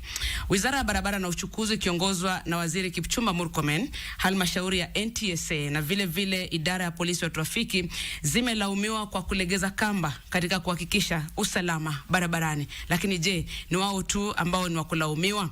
Studioni hii leo basi kuangazia swala hili tunaye mchanganuzi wa masuala ya usalama barabarani Alfayo Tuke kutoka shirika moja humu nchini, na vile vile namtarajia Bwana Samuel Musumba ambaye ni meneja wa usalama barabarani NTSA kutusaidia kuchanganua masuala haya. Kwa hivyo tukimsubiria, tutaanza majadiliano na mwenzangu studioni ambaye tayari amewasili, Bwana Alfayo Otuke. Karibu sana katika studio zetu Bwana Alfayo Otuke. Shukran. Karibu tu, na labda uanze kutueleza kwa ufupi. Nafahamu ya kwamba mnashughulika na masuala ya usalama barabarani. Labda kama unaweza kutueleza mnashughulika kwa kiwango kipi na jukumu lenu haswa ni lipi, pamoja na akina nani kwa pamoja? Shirika letu la Safety Plus Group ni shirika la zamani katika usalama barabarani, miaka 24 sasa. Zamani tulikuwa tunajulikana kama National Road Safety Agency, lakini wakati NTSA iliumbwa, ambayo mimi nilikuwa mmoja wao wa kuliumba hilo shirika, tulibadilisha jina na tukajiita Safety Plus. Safety Plus kwa sasa tuko katika jumba chetu hapa katika National Park, barabara ya Masai Lodge Road. Kazi ile tunaifanya ni road safety awareness kwa watoto wa shule. Tuko na club 500 huku Kenya, na tunapeleka program zetu za road safety kwa shule, kuwaelezea mambo hata kufuka tu barabarani. Tumekuwa na program nyingi. Mwanzo kabisa tulikuwa na moja tulifanya na KPC, ilikuwa inaitwa Dereva Chunga Maisha. Ilikuwa wimbo, nafikiri ukiwa mdogo hivi. Dereva Chunga Maisha. Chunga Maisha. Ile ilikuwa program yetu. Na sasa tunaendelea mbele kuunda ingine ili tuwe tunang'ang'ana katika hali hiyo. Jambo la pili, huwa tuna organize National Road Safety Awards kwa miaka 24 vile nimesema, lakini mwaka jana na mwaka huu tumeunda Regional Road Safety Awards ili kuenda kwa mataifa yote ya East Africa, na ilikuwa very successful mwaka jana, na tunatarajia mwaka huu itakuwa vyema sana. In fact, moja ya National Road Safety Awards yetu, guest of honor alikuwa rais wetu, Rais Ruto, na alisema kwamba hii ni hatua kubwa sana kwa watu binafsi kufanya kazi kiasi hii. Na jambo lingine ambalo tunalifanya ni logistics management, yani ile ya wale wana magari tunawasaidia jinsi ya kumanage gari zao katika ile biashara ambayo wanafanya. Hilo ndio kazi Safety Plus inafanya, na tunaifanya vyema zaidi. Umezungumzia kuhusu hizo safety awards, mnapatia kina nani na vipi mnasema kwamba huyu sasa anafaa kupatiwa hizo award? Na ulinitajia mwanzoni, nafikiri kabla tujaenda hewani, kwamba hata KBC wamewahi kupata hiyo award. Ni watu ambao wanafanya nini haswa? Ni kweli, kwanza kabisa KBC ilipata hii award mwaka jana na juzi, na tunatarajia labda mwaka huu, hatujui. Katika vibindi zile mnasifanya hapa, nyingi zinatuguzia mambo ya usalama barabarani. Na vita katika usalama wa barabara si vita ya serikali peke yake, sio vita ya NTSA peke yake. Hata wewe unaweza kuifanya kwa sababu za shared responsibility.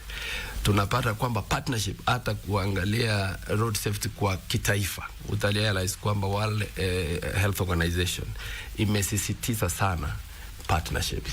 So tunaangalia kazi ambayo shirika kama KPC inafanya. KPC ingeamua kucheza muziki tu, ingeamua kuleta vipindi zingine, lakini kutoa nafasi hewani kama hii ya leo, ili tuzungumzie mambo ya usalama yale yanatukumba, ni changamoto ambayo inakupa score kwa marks ya ile award ambayo tunafanya.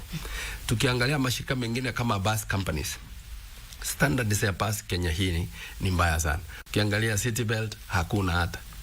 Tunasema kwamba wanafaa wagwe nazo.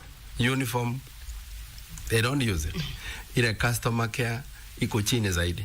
So tunaangalia hizo vipengele fulani katika hali ya usalama. Wewe unafanya biashara ya uchukuzi, ni vipi unazingatia yale customer care standards kwa wale customer ambao unawapeleka.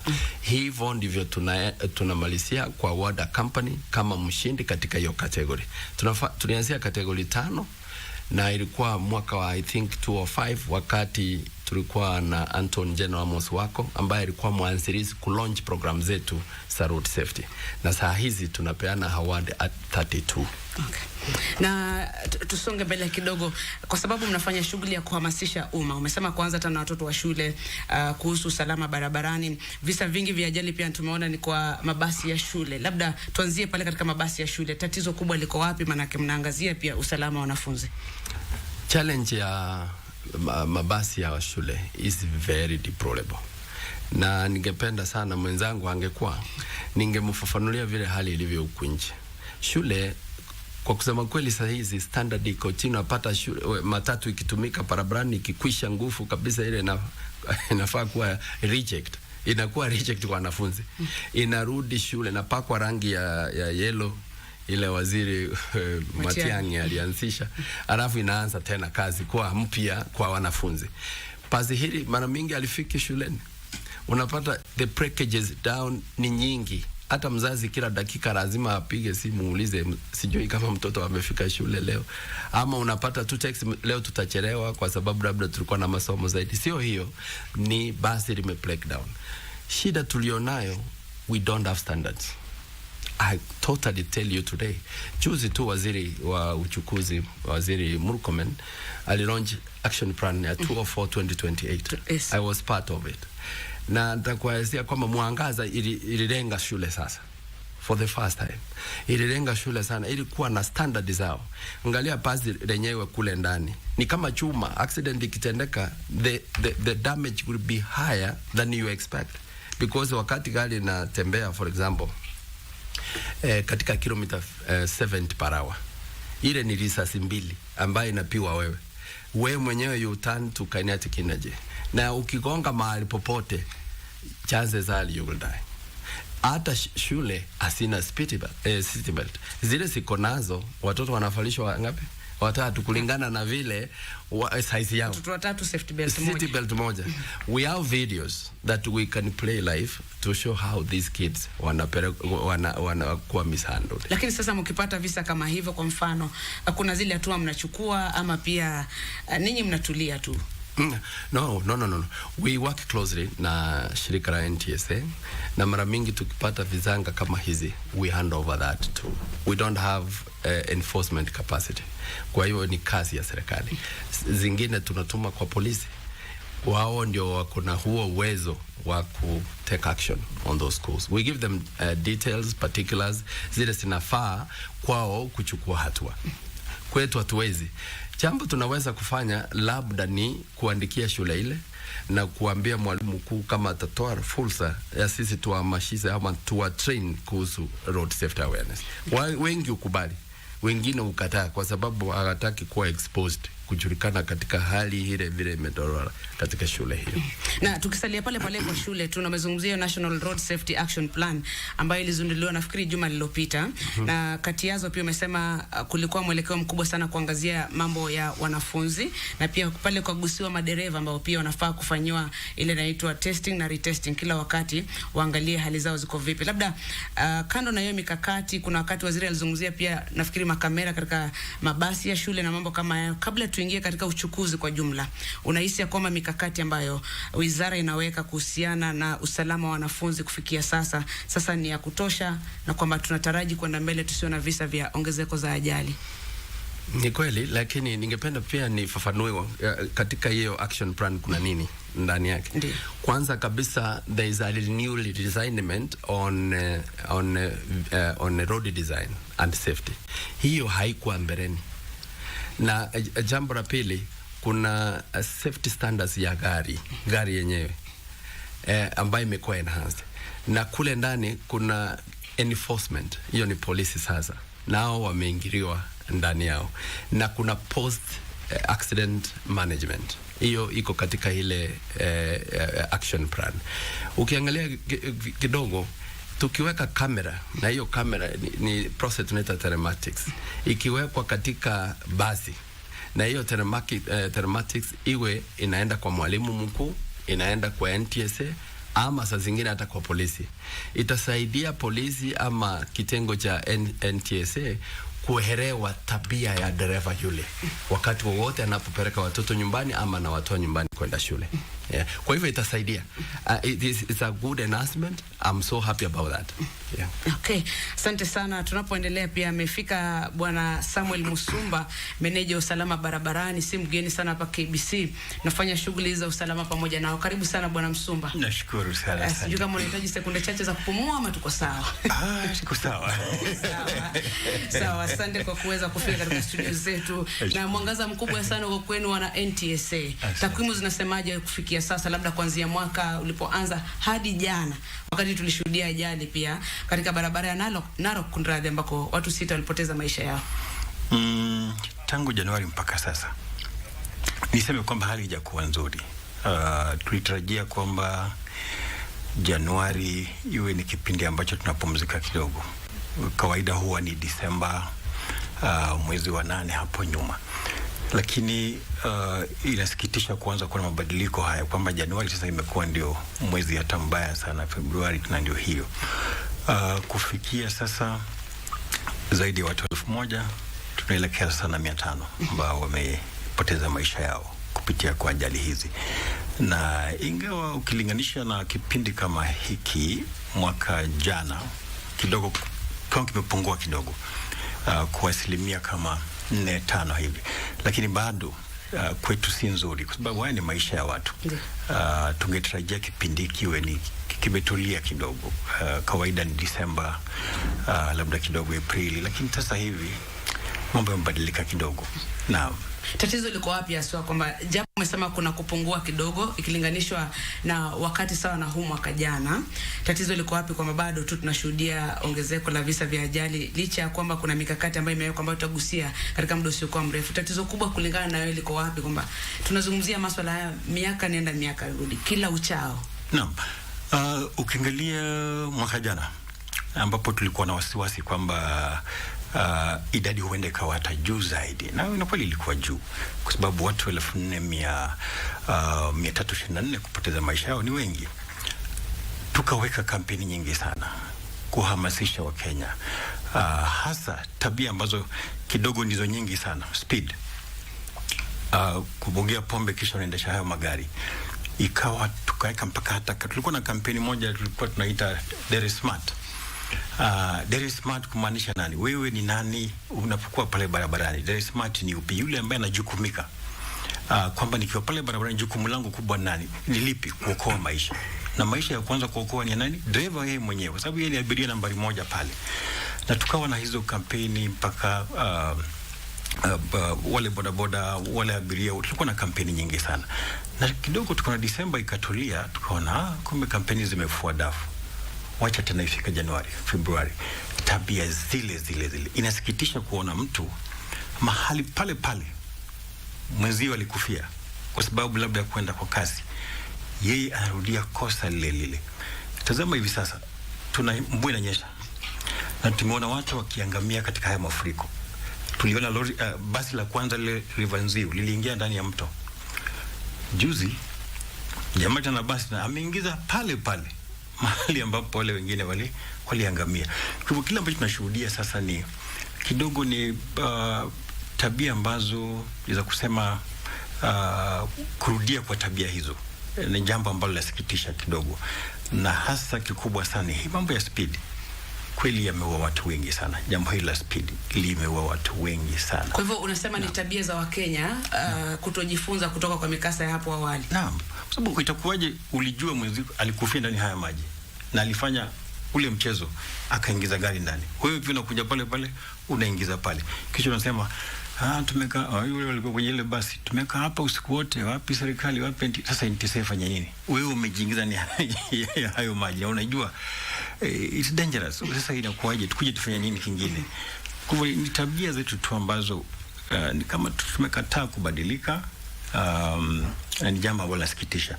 Mara nyingi hatufurahi sisi hata kuwa kwenda barabarani kushika kila mtu. Watu hata tupendi. Lakini sasa inabidi tufanye hivyo kwa sababu watu wamekataa kubadilika.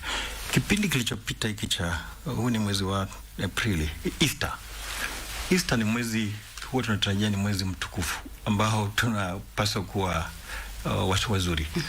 Na hata Easter ilishikamana pamoja na Ramadhan. Kwa hivyo ni wakati ambapo tulitakana kuwa watu ambao tunaheshimu Mungu. Lakini tulipofanya tu ile operation kidogo ya alcohol, ilitushangaza. Tulishika Wakenya wengi sana. Kwa hivyo sasa ikawa ni kama watu hawajali. Hata mchana kunashika mtu ukisimamisha ndani ya ile gari kuna pombe ndani. Sasa tutafanya namna gani? Kwa hivyo ni tabia zetu ambazo kidogo aidha tumekataa kabisa kusikia mambo haya au labda kuna mambo mengine ambayo yanachangia. Nimpisha bwana Utuke kidogo. Sijui kama nakubaliana naye. Anasema labda tumekataa tu na kuna mambo mengine labda huenda anachangia. Wewe unafikiria tatizo liko wapi? Tunashuhudia visa hivi kila siku. Yamesema tabia za Wakenya. Nakubaliana na yeye. Lakini kuna jambo ibuka. Tunafaa tuulize swali. What is the quality of the training madriver wetu wanapitia? 30% ya madereva Kenya are holding fake driving licenses. Huyu jamaa akupitia masomo haswa. And even today as we speak, kuna wengine wanapewa hizi cheti pandia to drive people. Kuna vitu viwili sisi tunaelekea kuchunguza kama shirika. Hali ya maisha ukiangalia katika nchi yetu, to be honest, imekuwa juu sana. Sasa dereva kama hawa abiria, especially PSV sector, wanataka kukimbia sana, ambayo ndugu yangu Msuma amesema speed. Wachukue watu mara mingi, trip nyingi, ndio wapate hera baada ya siku. One cause of serious accident. Kwa sababu gani ajali zimeinuka katika Januari hii? Jambo la pili, serikali inafanya campaign kabambe ya kurudisha unywaji wa pombe chini. Sasa wamebadilisha mbinu, hawaendi bar kwa sababu walikuwa wanakunywa kwa bar, wamefuruzwa kule. They are now drinking in the vehicle when they are driving. Ameconfirm ndugu yangu kwamba hata walipata pombe kwa gari. These are the lead reasons why ajali zimeinuka juu, kwa sababu hali ya maisha imekwenda juu. Huyo anataka kukimbia haraka apate at least more money, na vile vile baa imefungwa, sasa wameka baa kwa gari. Sasa ukiwa unakunywa pombe na unaendesha, it's a very serious cause of accident. Kwa hivyo kitu ambayo ningeuliza labda tu kama inchi sasa, let us improve the standard ya testing of our drivers. Wengi hawakwenda shule, na ni ukweli.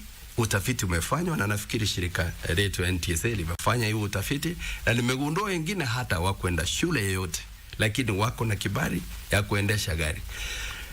Dereva wetu wanaenda siku 20, na unakuwa dereva katika nchi yetu ya Kenya.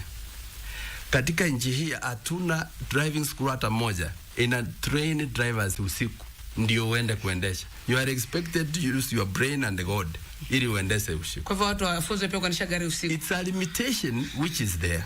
Nilikuambia nilikuwa katika kitengo ya kwanza National Steering Committee ile rizaa NTSA.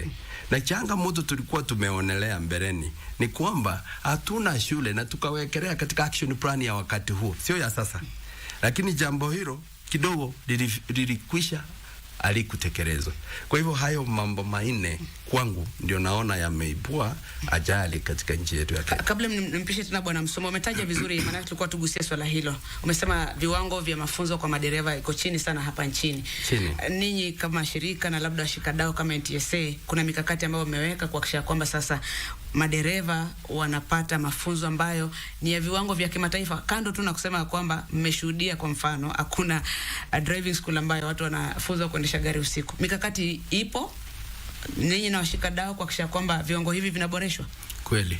Katika yale mashirika ambayo tuna urafiki na wao, tumewauliza tufanye training of their drivers. This is what we call advanced and advanced driving program, ambayo inakuinua kidogo, hata kama the basis, the foundations ilikuwa weak, lakini ukiwekwa katika hali ya refresher training unaelewa zaidi vile unatumia barabara, umuhimu sana wa kuwa barabara.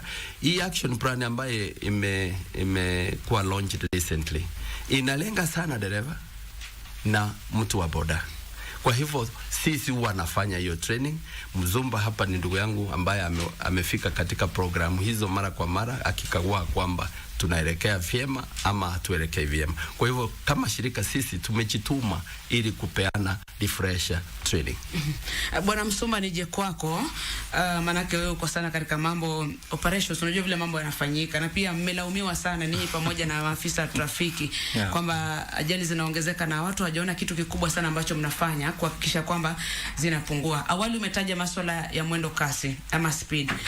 Baadhi ya sheria za tuseme mwenda zake michuki yapata miaka labda 20 iliyopita kulikuwa na mambo ya vidhibiti mwendo, kulikuwa na mambo ya wale madereva kuvalia sare, kulikuwa pia na magari kuhakikisha kwamba wanabeba kiwango fulani cha abiria. Sheria hizo kwa sasa tujaona zikitekelezwa sana, japo tumeona waziri pia akizizungumzia kwa sana. Kama NTSA, sijui mnafanya nini ili kujitolea hili lawama kuhakikisha kwamba tunarejesha nidhamu barabarani sana sana kwa madereva na pia wale ambao ni abiria? Niseme kwamba hizo sheria hazijabadilika. Watu fikiria kwamba labda Michuki alipoenda alikwenda na sheria. Sheria zipo kwa sababu zilibuniwa kusaidia hali ya barabarani humu nchini. Kile kinachofanyika ni kwamba zinazidi kuboreshwa hata zaidi, kwa sababu letu kama regulator, unapoona kuna unyonge katika sheria fulani unafanya ile strengthening. Na niseme kwamba hivi sasa, na usikia hata waziri akitaja si mara moja akisema kwamba sasa tunakwenda kurekebisha sheria hiyo nzima ya Traffic Act Cap 43. Maana imekuwepo kwa muda mrefu sana, lakini kuna vipengee mle ndani ambavyo havijawekwa yale makali sana. Kwa hivyo kipindi kitakachofuata hivi sasa, tunapoingia the new financial year hii, ni kwamba sasa tunakwenda kufanya marekebisho. Taita washikadau wote, ndugu yangu Alfa yuko hapa, hao ndio waanzilisha mambo haya yote, ili tuone tutatia makali wapi. Unapoangalia makosa mengi ambayo yanafanyika ya trafiki, watu wengi husema traffic offense sio criminal offense. Wewe nipeleke kotini ama nipeleke kule kokote. Kwa hivyo inakuwa ni kwamba wanaichukulia rahisi sana, nitalipa fine, nitakwenda. Na kweli ukiangalia katika baadhi ya koti, unakuta koti moja inatoza mtu shilingi 1,100, koti nyingine shilingi 1,000, hivyo hivyo. Kwa hivyo tofauti hiyo inafanya Wakenya wengi wanachukua tu jambo hilo kama mzaha, nitatoka, utanifanya nini, nitatoka. Na hilo limechangia hata kuongezea kuendelea kuvunja hizo sheria. Utakuta mtu anaendesha gari ya bila leseni hiyo, kama alivyosema ndugu yangu hapa, kwa sababu anajua nitafika hapa, nitalipia, nitatoka. Lakini kila ambacho nataka kufanya sasa ni kuhakikisha kwamba hizi sheria zina makali hata zaidi. Sasa hivi tuko katika kamati moja ya kuangalia utaratibu wa kubadilisha hizi sheria za trafiki, hasa NCJ. Na katika hiyo kamati ambayo ina mwenyekiti wake ni ODPP, ofisi ya ODPP, kwamba sasa tunaangalia hivyo vipengee, ni wapi ambapo tunapaswa kusaidiana. Na mahakama iko pale katika hiyo kamati, na tumekubaliana paka na mahakama kwamba sasa kosa lolote lile, na tumefurahi juzi mahakama watu walikuja barabarani kushuhudia ile ambayo tunapitia, kuhakikisha kwamba hakuna mtu atatozwa faini ile ndogo. Hawa watu watozwe faini ambayo inatosha mtu ajifunze, ajue kwamba kwenda spidi tatozwa hii faini au watanifungwe. Na nimeona waziri akisisitiza sana swala hilo la faini, wapewe faini za juu. Hata faini za juu. Tusipoifanya hivyo, wala kizungu tunasema punitive punishment, hatutaweza hawa Kenya. Watu watafanyia mzaha na wanafanya makosa, na makosa mengine hata yanaua watu. Tunapoteza haya maisha. Kwa hivyo kile ambacho mtaanza kuona sasa ni kwamba hizo sheria ambazo umetaja kwamba za michukizi zilikwenda wapi, sasa zinakwenda kutiwa hata makali zaidi. Tumeshuhudia tayari kuna koti moja ilitoza driver moja zaidi ya shilingi karibu milioni 1 kwa sababu ameangusha gari na ameua watu. Na tukasema hata hiyo ingekuwa zaidi, ili iwe funzo kwake na kwa wale wengine. Tukianza kujua kwamba sheria ni kali, tutafanya yale makosa. Lakini wengi wanafanya tu ule mzaha. Niseme pia kwamba upande wa enforcement, sisi kama regulator, ukiangalia mandate yetu au kazi yetu, mara nyingi si kwenda pale barabarani kufanya ile kazi ya enforcement. Sisi tutunge sheria, na kawaida ukitunga sheria kama regulator, wakati mmoja au mwingine kuja nje uone, je, zinafanya kazi au la. Na ndio maana wakati mwingine tunaona labda tunakuja pale nje tunafanya kazi na kitengo cha polisi. Lakini kuanzia sasa, kama alivyotangaza waziri, tuko pamoja kabisa na kitengo cha polisi kufanya kuhakikisha kwamba ile enforcement inafanywa, zile sheria je zinafanya kazi. Na ndio maana umetuona mwezi wa 4 Aprili tumekuwa barabarani, tunaendelea kuwa barabarani. Kwa hivyo tutakuwa pale. Mfumo mpya sasa ni multi agency. Mfumo mpya ni kufanya kazi pamoja, vitengo mbalimbali pamoja, kuhakikisha kwamba polisi wako pale, tuko pale na vitengo vile vingine, ili tuone kwamba sheria hizi zinafuatwa. Katika swala hilo nilikuwa nakuja hapo kwenu kurejea barabarani, na wale wamiliki wa matatu Owners Association wamekuwa na tatizo sana kwa ninyi kurejea barabarani. Sijui mnafanya makosa gani barabarani ama namna gani. Wamekuwa na shida sana kusema kwamba kurudi kwenu barabarani kutaathiri uhusiano ambao wamekuwa nao kati yao na wale polisi wa trafiki, kama zile clinics na kadhalika. Sijui utajitetea vipi?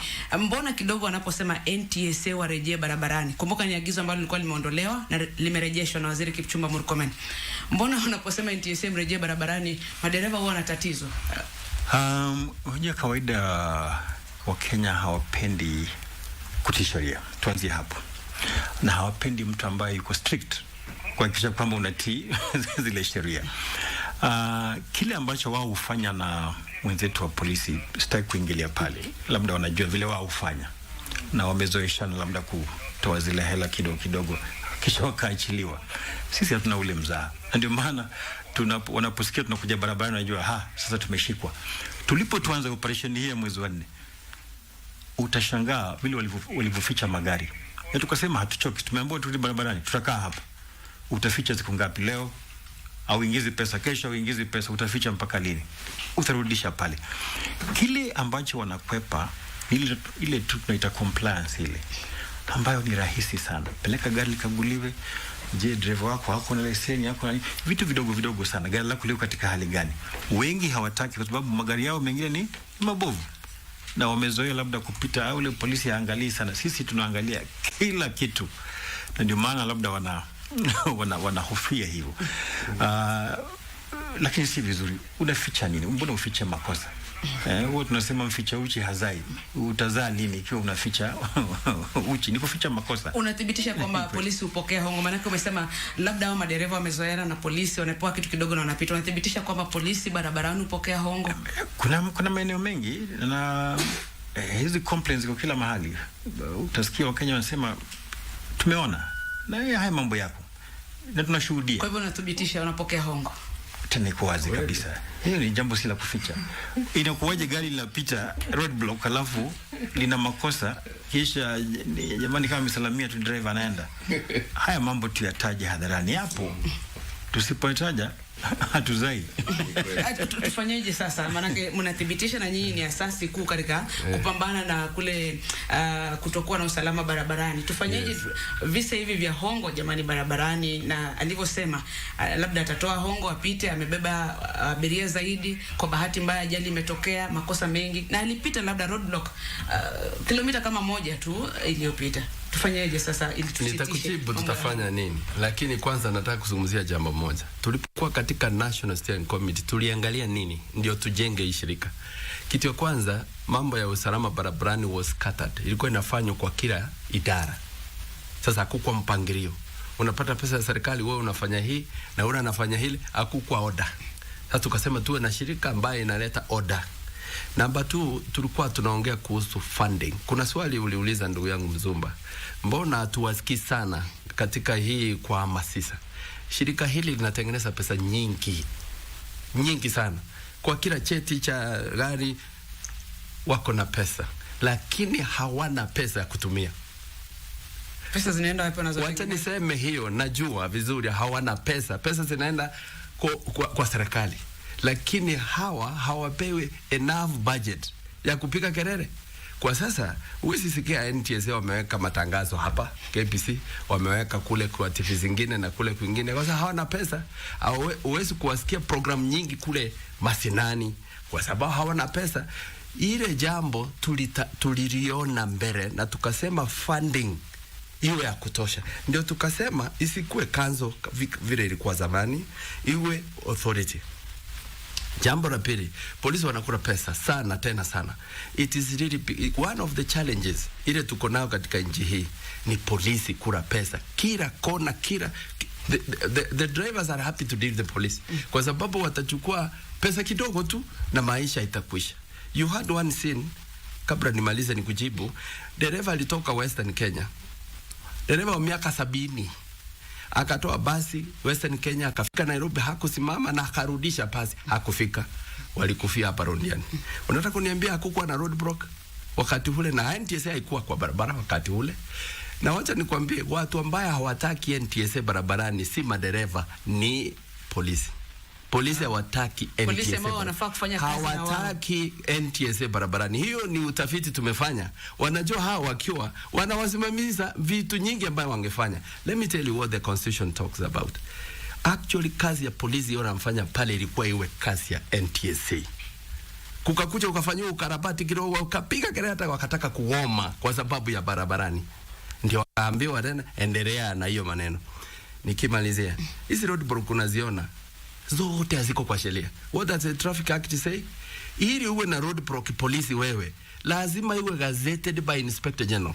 Hiyo ndio ukweli wa mambo. Lakini hizi tunaona ni feki, ni ya kutafuta tu pesa. Nikujibu ile swali uliuliza, tufanye nini? Change of attitude.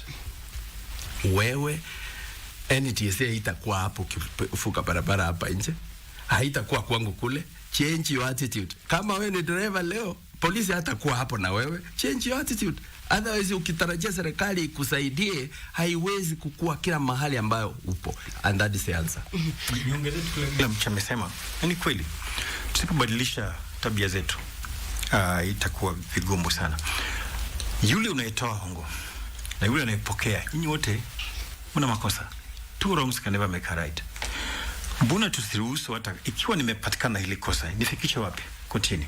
Tulishuhudia kesi juzi ya Easy Coach, lile basi ambalo liliangusha wanafunzi kule Kakamega, na tulishuhudia jambo la kushangaza. Yule dereva, na ni kampuni inaamua wacha aende paka wapi? Mahakamani. Wacha kesi, wacha sheria ichukue mkondo wake. Ikiwa atapatikana na kosa, basi ashtakiwe. Na ukiangalia jinsi ambavyo Easy Coach inavyofanya kazi yake, hautaona pale barabarani wakisimamishwa na polisi atoe kitu kidogo. Kwa nini? Mbona hata polisi wanaogopa hata kusimamisha wachukue kitu kutoka pale? Kwa sababu hawa ni watu ambao wameamini kuwekeza katika, moja, usalama wa biashara yao, pili, kutii zile sheria. Na ndiposa ukiwa wewe ni dereva wa Easy Coach na upatikana kosa lolote, yule mkubwa usema bana, wacha huyu jamaa afike wapi? Afike kotini. Why don't we allow kitu kama hicho? Lakini muhimu tubadilishe our attitude, tabia zetu.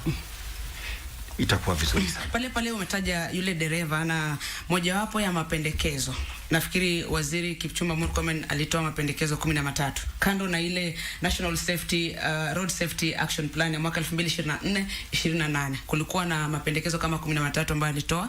Moja wazo ilikuwa kwamba dereva awe kwamba anaendesha gari kwa masaa 8, na iwapo gari litahusika kwenye ajali na lile gari liko kwenye sako, basi yule dereva pamoja na sako watachukuliwa hatua, na ikipatikana kwamba amehudumu zaidi ya masaa 8. Sijui vile tunaona hapa nchini, dereva mmoja labda anafaa afike, adishe watu afike sana wakati ile tunasema peak season.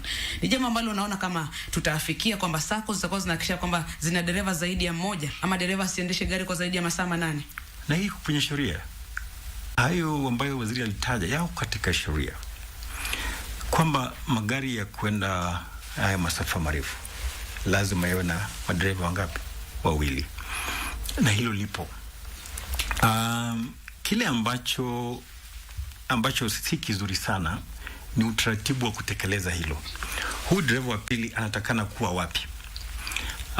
Utakuta sako zingine unakuta hao dereva wote 2 wako kwenye hilo gari, na mahali ambapo dereva wa pili ameketi hata ni mahali pabaya. Nimesha kuwa katika gari moja, nafikiri ilikuwa gari la Tahmid.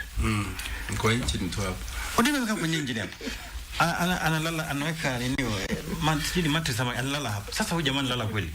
Na hili bali la kweli, hili basi linakwenda usiku wote. Huyu jamaa hata ako katika hali mbaya kuliko yule ambaye anaendesha. Kwa hivyo hajatulia. Kulala ni kulala, sio umekaa hapo kwa engine alafu unasema umelala.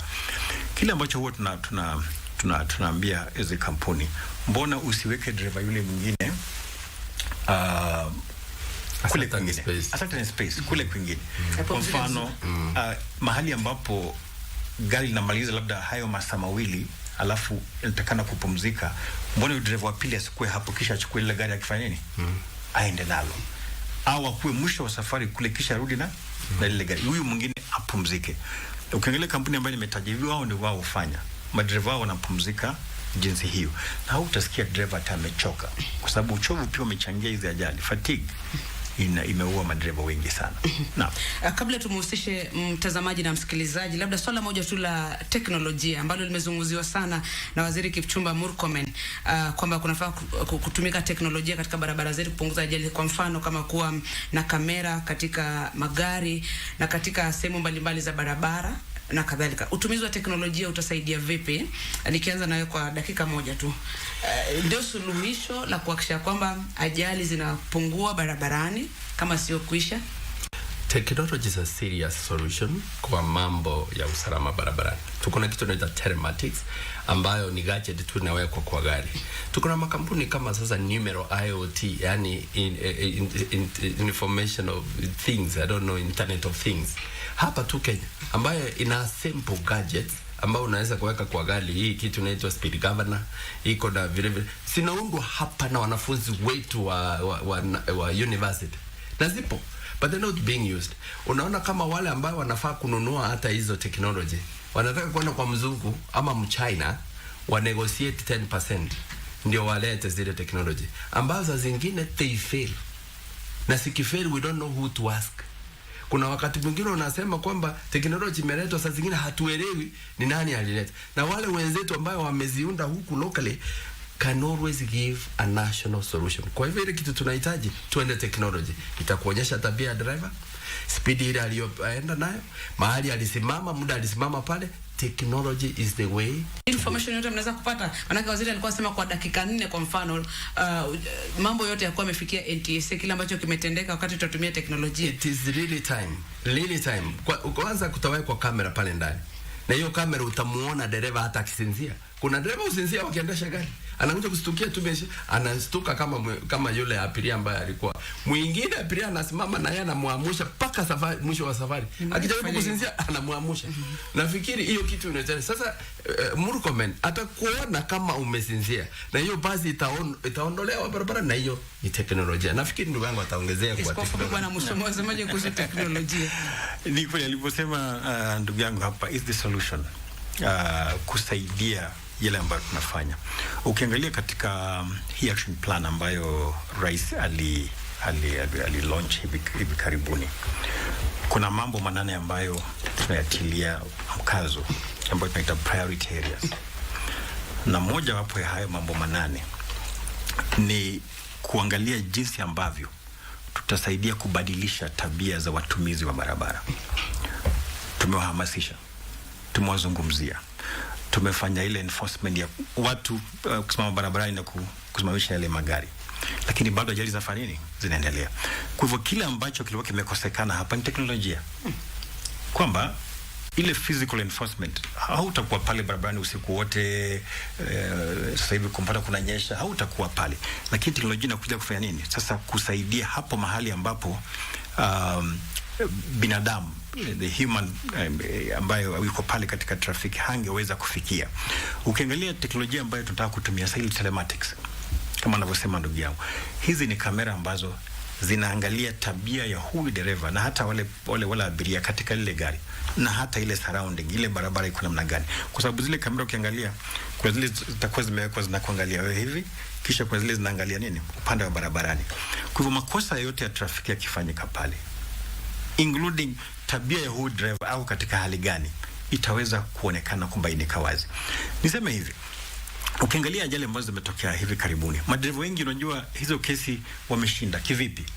Driver anasema ilikuwa brake failure, kwa sababu anajua hakuna kamera ambayo inamtazama hapo, na anajua vizuri hakuna siku brake itakuja kotini itoe ushahidi. Anajua, ndipo sasa wanakwepa hivyo. Angalia ile lori ambayo iliwa watu hapa Londiani, na jamaa anasema ni brake failure. Sasa utampeleka wapi?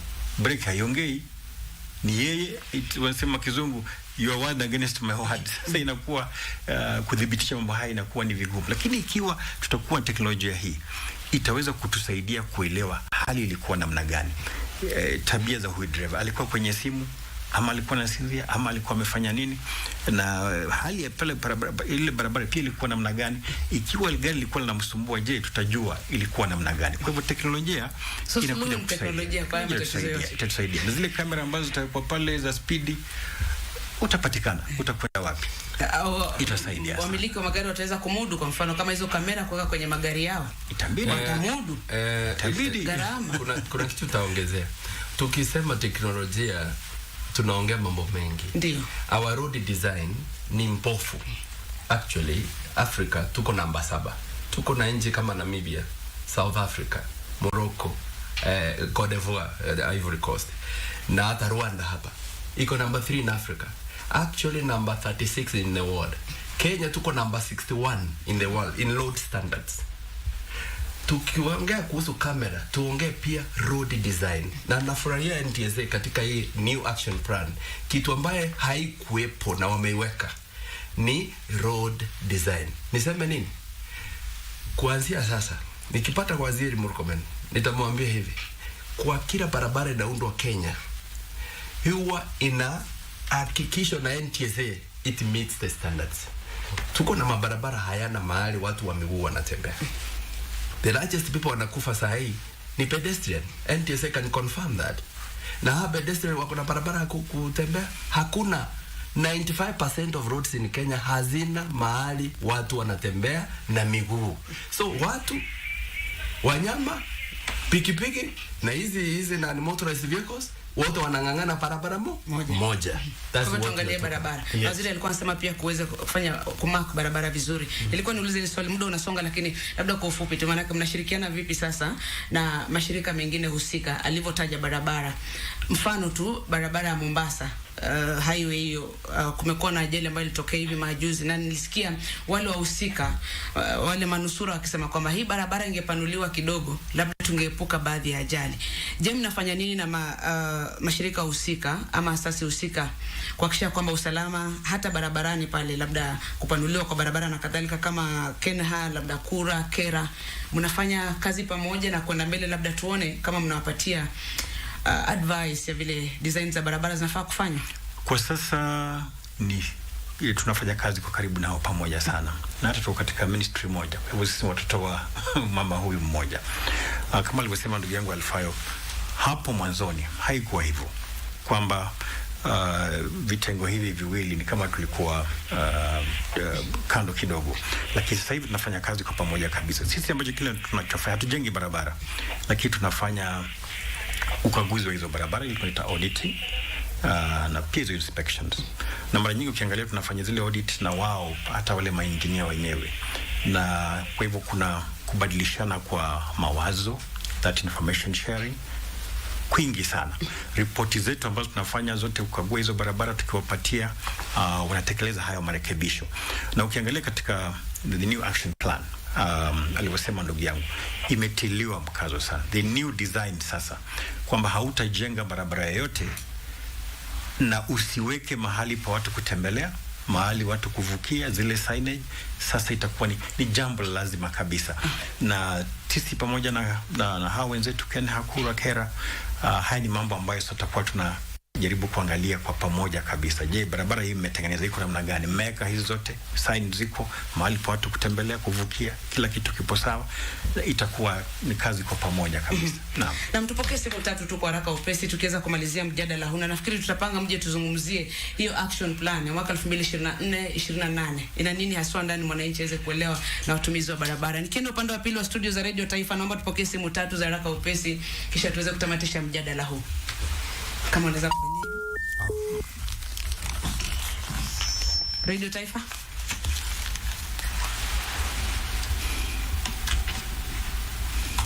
Hello Radio Taifa. Hello, jambo Doramanya.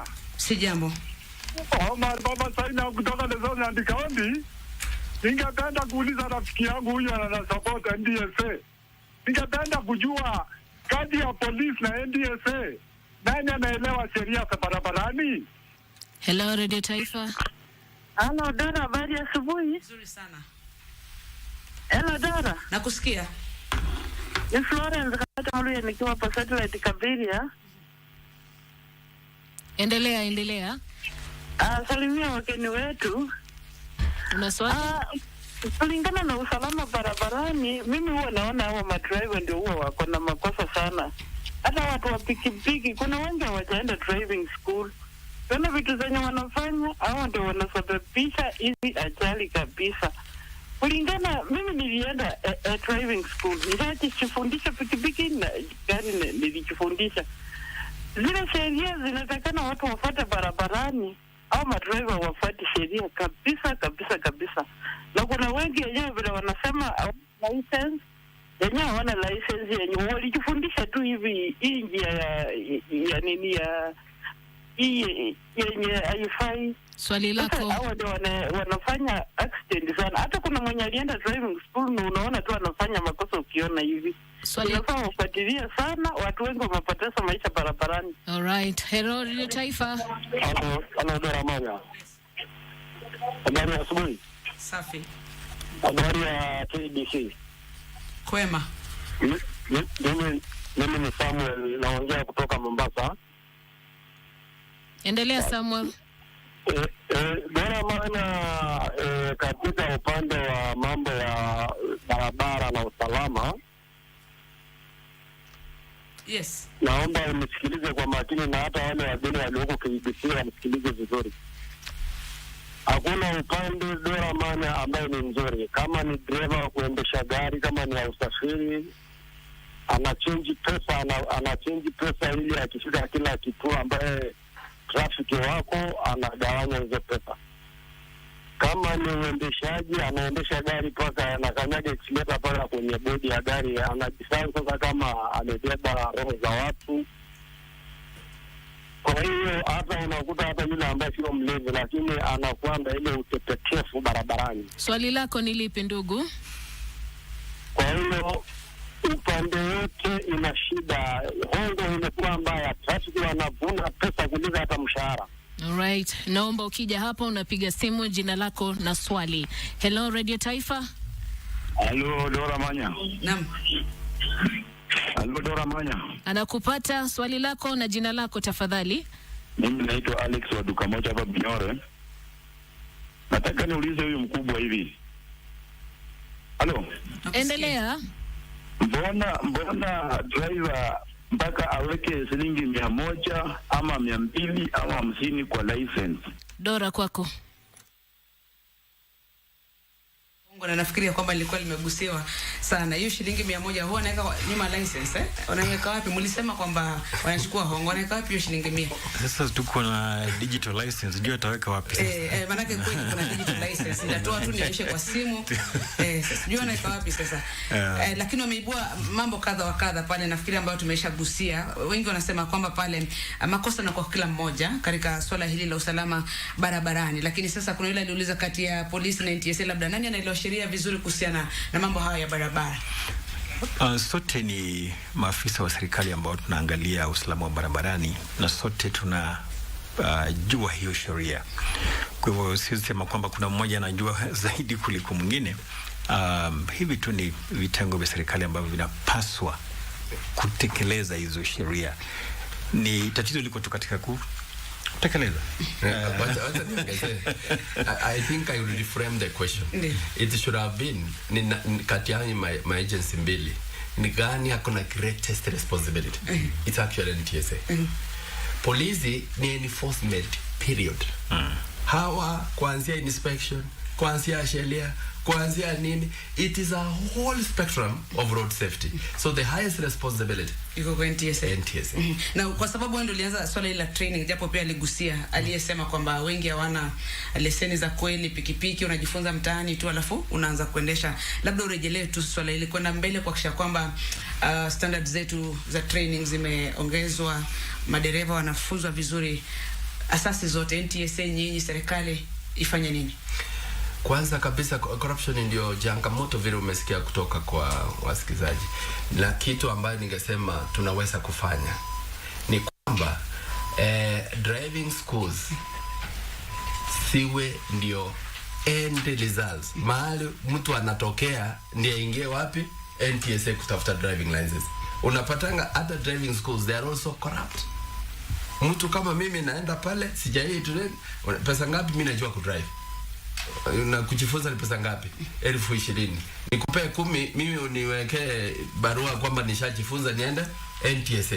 NTSA hawana uwezo wa kujua kwamba huyu amesoma ama hajasoma. Kwa hivyo kitu ambacho tunaweza fanya, mimi tu nikimalizia, corruption. Na lastly, change your attitude. Hii maisha ni wewe na mimi. Polisi, NTSA hawatakusaidia. Bwana Msuma, funga mchezo. Tufanyeje kwa mbele? Kile kinachonifurahisha Dora, hata wale wa Kenya wanapiga simu hapa, wanajua shida iko wapi. We know our problem. Mimi ucheka sana naposikia mkena of the swali, lakini pia natoa solution. Wanda wengine wanasema wametaja pale vizuri sana. Hiyo 100 tunajua mali inawekwa. Wanajua haya matatizo. Tufanye nini? Sisi wenyewe tufanye uamuzi kama wa Kenya. Tungependa kuishi ama tungependa kuendelea kufa hivi? Tunaelekea sasa Vision 2030. Miaka imebaki mingapi? 6 pekee, hata sio 6, 5. Tufikie mwaka wa 2030. Tunataka tufike pale namna gani? Serikali imetupatia ile target kwamba tupunguze vifo vya ajali za barabarani by 50%, 50%. Hiyo hata ni kubwa bado. Tungepunguza, ndogo, tungepunguza hata na 100%. Inawezekana ikiwa sisi kama wa Kenya tutaamua kitu kimoja. Tuache hiyo tabia hongo, tuache hizi tabia za kwenda kwa kasi, tuache huu ulevi tukiendesha haya magari.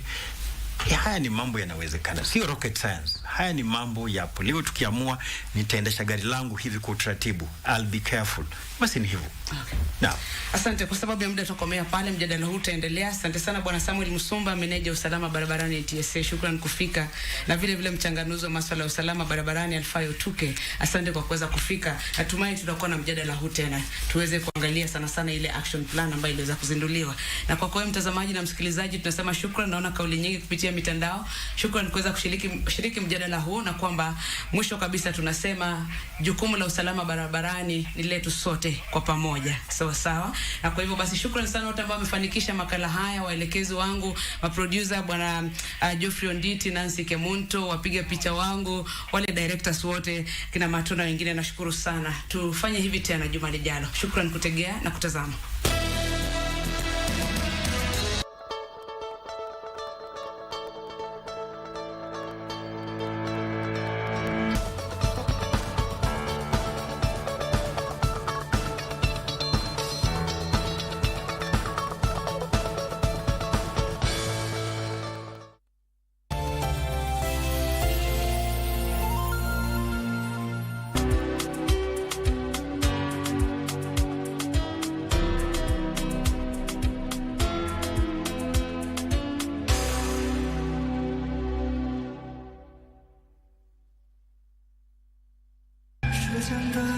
真的以为我是为了几棵树 I could easily ask them to stop cutting trees or plant some more with all my money. 做这些事的原因，伊文斯的父亲是一个跨国石油公司的总裁。 It's just a pile of scrap iron. If you want to visit your grandfather, you can get there on my private jet and cross the ocean in 12 hours or so. But without oil, you'd have to tumble in a sailboat for months. Olegario, I see you're a very successful man. You practically have all that a person may want in life. Tell me. Take the reins once and for all. Live your own life. Can't you see that the man loves you? He's always after you. Yes, but then... To clear the air with him, is that so hard to do? Mr. Olegario, where is my daughter? Huh? What did you do with her? What did you do with Amparo? Daddy, where's the revenge? What did you do to him, Daddy? How is he? Let's go. Yes, sir. Amparo!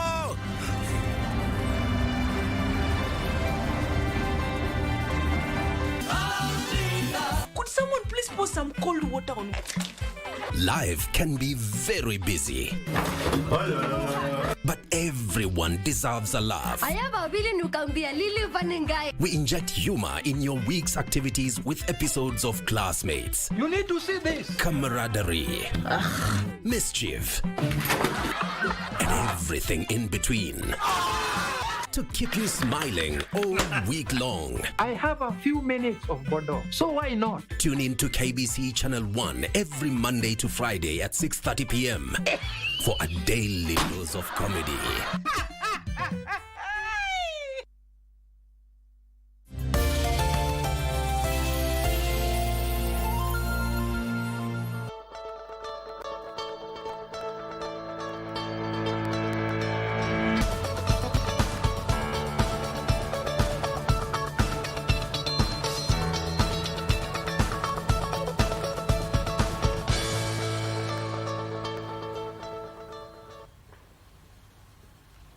Thank you for staying with us. My name is Vivian Degwa, and you are just in time for our health segment right here on Health Tuesday. And today we are going to be looking at the women reproductive and sexual health. And on this particular topic, we're going to be narrowing it down to two conditions that get to affect women, and that is preeclampsia and endometriosis. And joining me for this conversation is Dr. Wachira Murage, who is an obstetrician gynecologist. Welcome to the show. Thank you, Vivian. My name is Dr. Wachira Murage. senior obstetrician and gynecologist at Savannah Hospital. Thank you very much for having me. It's a pleasure to have you on set today. Now let us begin with the first condition. We'll do it in two parts. So let's start with preeclampsia. It's a complication during pregnancy. Yes. Just tell me about it. What exactly is it? Okay, thank you very much. Preeclampsia is a condition exclusively for pregnancy. It is a condition associated with elevated blood pressure, and the women also with that preeclampsia tend to have generalized body swelling. And after that, they can have proteins in their urine. It may also have other symptoms like headaches, palpitations, that's a way of the heartbeat, some chest pain. And it characteristically comes after 20 weeks of pregnancy. So it is exclusively a condition associated with pregnancy, not outside pregnancy. And typically we get it after 20 weeks, that's about 5 months of pregnancy. Yes. So it can't happen before the 20 weeks of It cannot happen. If it happens before 20 weeks of pregnancy, then we normally say it's chronic hypertension, because that lady must have been having that high blood pressure. But you can also have, because if you look at hypertensive diseases in pregnancy, you can have chronic hypertension. And chronic hypertension is the blood pressure that a lady has all the time. Yeah, that means it's like the pressure me and you can have outside pregnancy. You can have superimposed. That means the lady has been having chronic hypertension, but then they can have now on top of that, now the pregnancy associated hypertension. And that normally will happen after 20 weeks, and it will come with the signs and symptoms that I have described. You can have also gestational hypertension, and gestational hypertension will come without the proteinuria, so they'll have just blood pressure, proteinuria. Most of those people normally will have a sort of a blood pressure even before pregnancy. But preeclampsia is a condition that comes after 20 weeks of pregnancy, then associated with the symptoms that we have described. Yeah. From the symptoms that you've just mentioned, you know, as you were explaining what exactly it is, when does one need to see the doctor on it? Is it obvious that when you have a headache, it could be that? Or when is it too much? Okay, normally you can divide preeclampsia into mild and severe. Okay, mild preeclampsia is an outpatient condition. You know, people don't need to be admitted, they're just in hospital. But as regards to when they see the doctor, many times when ladies have preeclampsia, it's a mild one, they do not know. In fact, it is an incident of hiding. When they go and see the doctor, and then the doctor takes the blood pressure, they do the urinalysis, they check the urine, and then they find, oh, there is proteins in the urine. So they'll be having some headaches. They think, oh, maybe it's just, you know, common to have headaches, just like we tell our mothers. You know, it's common to have you know, headaches. It's common to be aware of your heartbeat. It's common to have this and that, to have some bit of swelling. Okay, when they come to the hospital, it's when now we do a blood pressure, and we find, oh, it's 140 over 90 and above. We do the urine, then we get some proteinuria, some proteins in the urine. But when it is severe, they are forced to come to the hospital. Why? Because the symptoms are also very, very aggressive when it's severe. They'll have very bad headaches. Sometimes they have blood vision. They're not able to see properly. They may have some epigastric pain. The swelling may be so much. Okay, sometimes they have disturbance in passing urine. And if they wait for a long time, they can even come in coma, behaving like they are fitting, like someone in an epileptic attack. So you may have those symptoms, but in mild, you know, it confuses our patients. They're not able to come early, so they just come in and we get it as an incident. But when the symptoms are severe, just have eluded, then they are forced to come to hospital, because they come and say, doctor, I don't know what's happening. I have so bad headaches, I cannot see. My husband tells me I have facial puffiness, I have generous body swelling, I cannot see clearly, I have this pain, I don't know whether it is acidity, you know. They will portray that picture of looking quite sick. Yeah. And that time they just come to the doctor. Yeah. And what causes preeclampsia? Preeclampsia, the cause is really not known. We only have things like theories, but we know that it is an abnormality of the placenta, and the placenta tends to harden. Okay, the blood vessels, because the placenta is full of fine blood vessels. Remember, the placenta is the exchange organ between the mother and the baby, so blood tends to pass through. So what happens at the end of everything, considering all the other causes, is what we call endothelial damage, damage of the blood vessels that are typically in the placenta. So they narrow, right, and harden. So the blood is not able to go to the baby freely, and there is a backlog of blood going back to the mother, and that causes an elevation of blood pressure and damage to other organs. Yeah. Whatever is happening at the placenta also happens at the key organs, namely the eyes, the liver, the kidney, and even in most organs. In fact, we normally say that preeclampsia is a generalized organ damage disorder.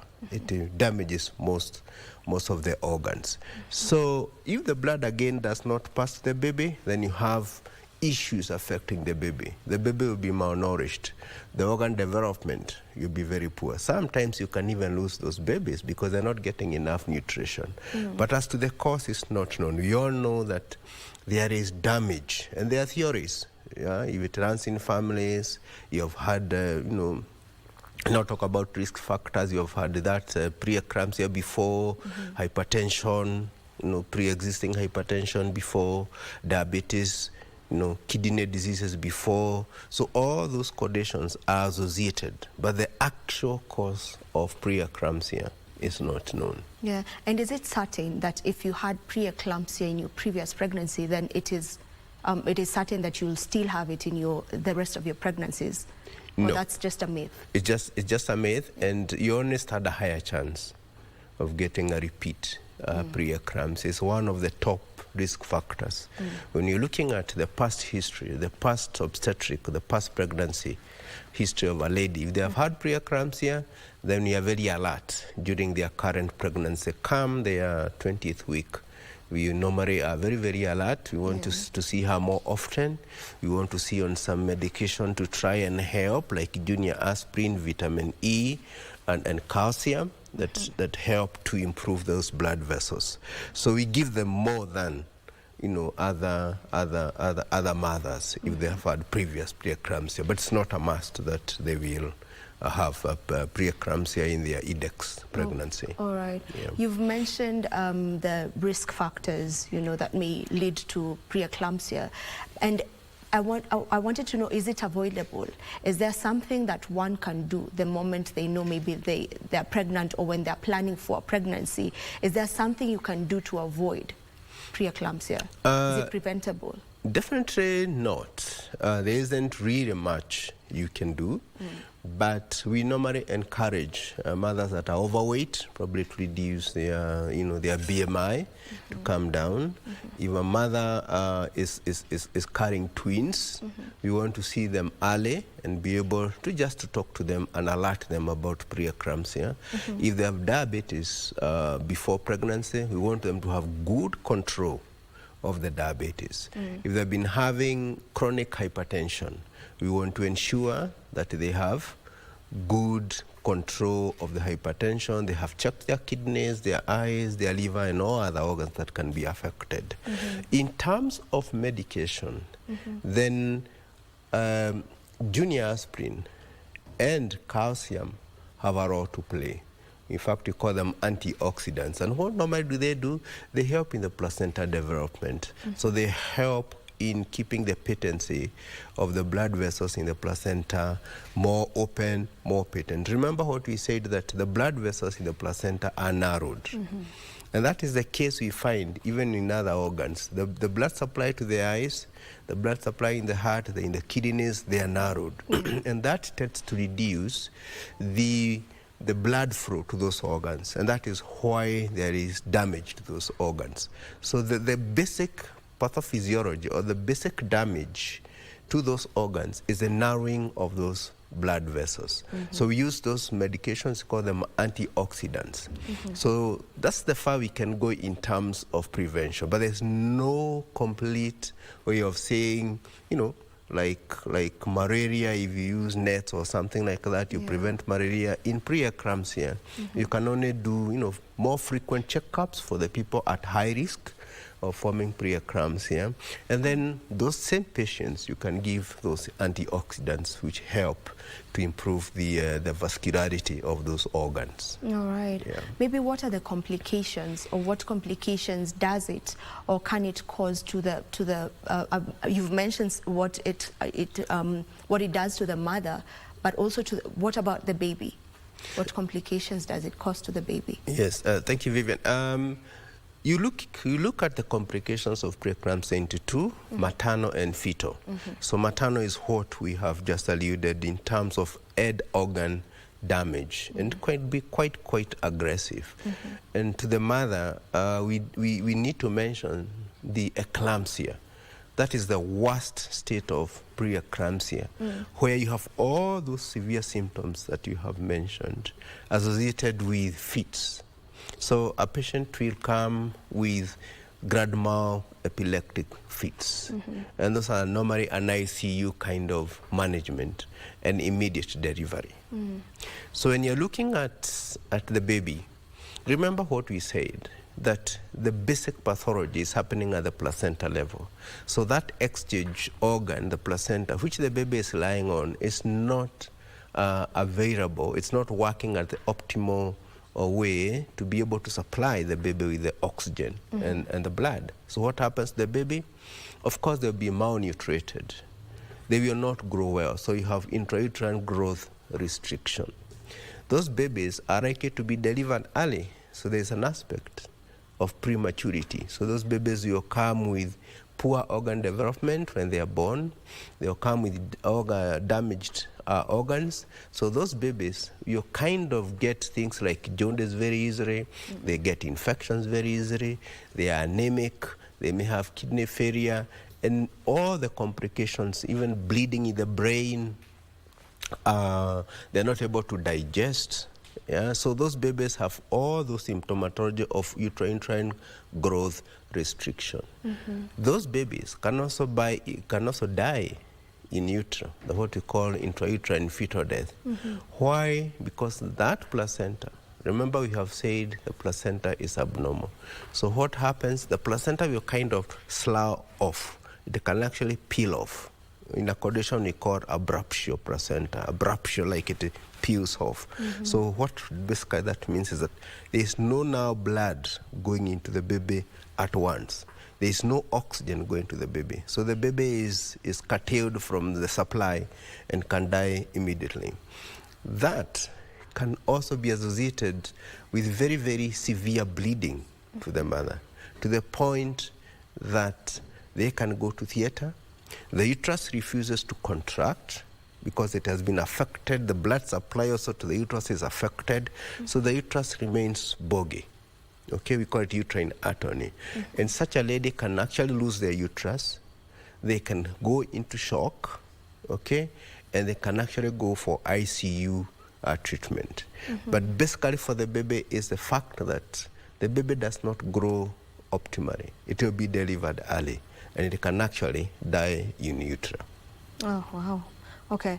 Before we get to the treatment options of that, I've read that preeclampsia can also happen after pregnancy. They call it postpartum preeclampsia. Yes. Tell me about that. Yes. In pregnancy and after delivery is a period called puerperium. Puerperium is from what we call delivery, that is the third stage or fourth stage of delivery after you cut the, the cord, right? From that time to about 6 weeks. That one is normally called puerperium. Technically and physiologically speaking, that lady is still pregnant. Why? Because the hormones of pregnancy are still in the lady. So anything that can happen during pregnancy can also happen during that puerperium. Okay. And such preeclampsia, the postpartum eclampsia can happen. We have seen of ladies that they've been okay, but the pressure start going up, they start having swelling. Some even go into the eclamptic state that we have described. They have gone home, they are breastfeeding their babies, and then all of a sudden someone gets them fitting and they're brought to hospital and they're in a eclampsia. So it can happen because of that physiological state of the mother. Although it's reducing, the hormones are reducing, the swelling is reducing, but they can still have the same conditions that they can have during pregnancy in that particular puerperium stage. Okay. What are the treatment options available? The treatment option available depends on the severity. In mild preeclampsia, and especially if the blood pressure is just 140/90, you can just do conservative. And conservative including maybe control the pain, monitor the baby, monitor the head organs, the kidney, the liver, the blood, because they also tend to lose a lot, to have low platelets, and therefore they have a tendency for bleeding. So monitor all those and see them quite often during the antenatal period. If the blood pressure is 150 over 100 and above, then you can institute now the antihypertensives. So you see them more closely. There will be a need at that point to admit them, to be able to control the blood pressure, to be able to monitor the head organ damage, to be able to monitor the baby, and to be able to even prevent the occurrence of the eclamptic state. The seizure prophylaxis. You're preventing the lady from developing those high blood pressures. So you admit them as inpatient. The mild is just an outpatient treatment with more frequent follow-up. But when now it is severe, you may need to institute treatment. Once they stabilize, the head organ is okay, the baby is okay, and they're still less than 34 weeks, then you can send them home and see them more frequently. If you have that severe preeclampsia after 34 weeks, then you may be forced to consider to deliver that mother. Because the actual and definitive treatment of preeclampsia is delivery. Because remember, we have said this is pregnancy-associated condition. So when the pregnancy ends, now you start having the symptoms tapering down, and then the mother, kind of heals. So you can use now the antihypertensive drugs. You can consider to even develop the lungs of the baby, especially when you have now severe preeclampsia, or what you are calling these days as preeclampsia with severe features. The severe features that we are talking about is a blood pressure 160/110. You are talking of proteins in the urine +3 or more. They may have epigastric pain. They may have very, very severe headaches, blurred vision. And when you do look at the head organ damage, you can clearly see that the kidney is affected, the platelets are very, very low. You can look at the liver is also affected. All those organs are also affected. Those are now the severe features. And that is now when you're looking at delivering. So at that point, you are controlling the blood pressure. You are monitoring closely throughout using other ways to make sure that you are in contact with the baby throughout. Because remember what we said, the baby can die in utero. So you don't want that to happen. You are thinking of also a cesarean section. It is not mandatory, but on the event of really an emergency situation, you'll be forced to do a cesarean section. And then you have to have an ICU ready, because that mother can go into eclampsia. Of course, the other part of treatment is using what we call magnesium sulfate to try and prevent, the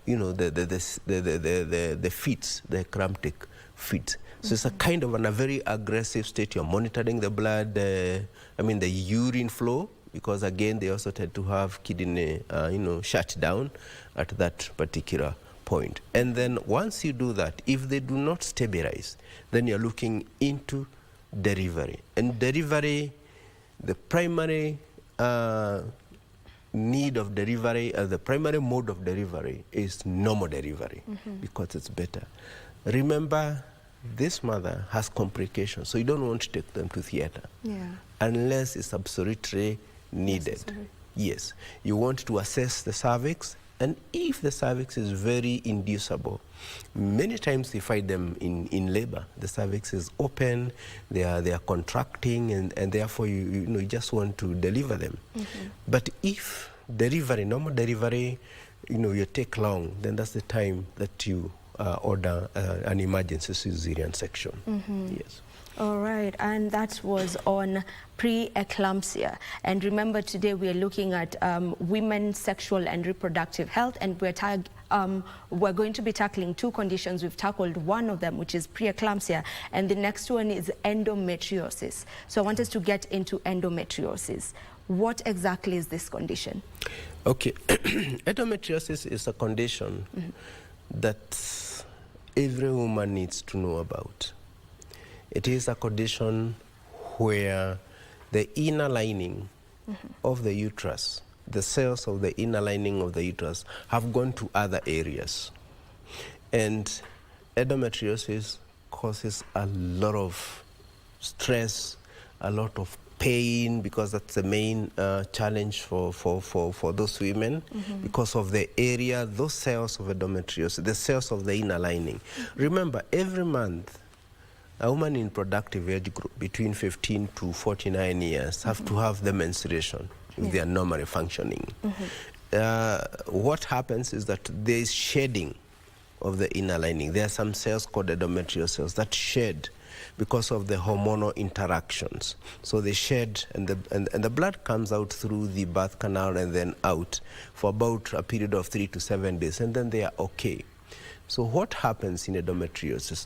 Those cells are in other areas. In fact, we equate endometriosis to a form of cancer, the way it spreads.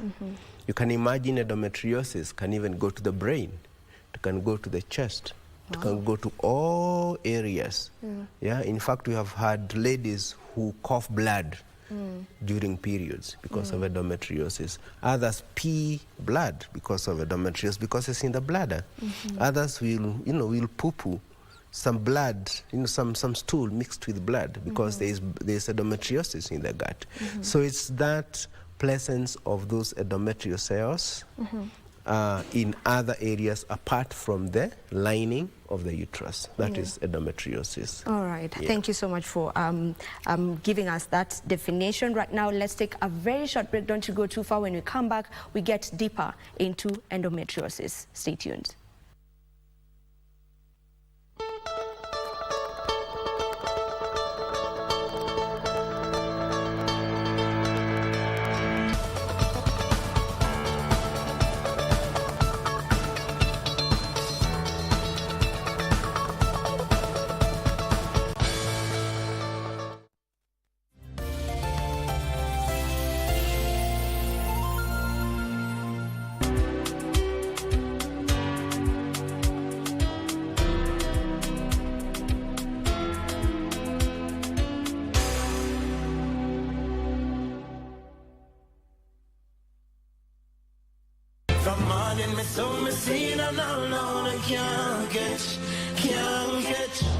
Try not to make it me, can't make. Never lost my way. Never see the icon get confused. People country Jamaica no know how we live things. Say everything nice too, we full of vibes and things.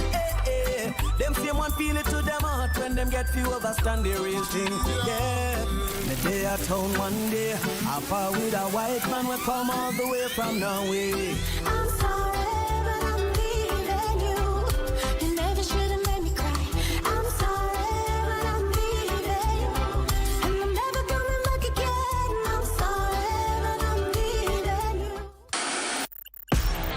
On KBC Channel 1, we are a TV station like no other. Get a taste of the best in entertainment. Yes, indeed. Feel the passion. Will you promise me? I swear that you will never lose me. I can't get married to you. I'm sure you knew about it. That's why you're making fun of me. Experience the drama. Get out. Who is the man in this one? And the laughter. Hii wigi umevaa kichwani. Sile wakati tulikuwa tunaapishwa tunapewa mheshimiwa.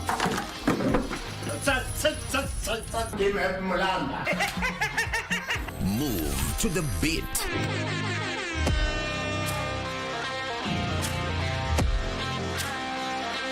We are live from Broadcasting House. And get informed on the latest happenings. KBC Channel 1. Wow. Yeah! We are the full package. Oh, yes. And Kenya's watching. Thank you very much for joining us.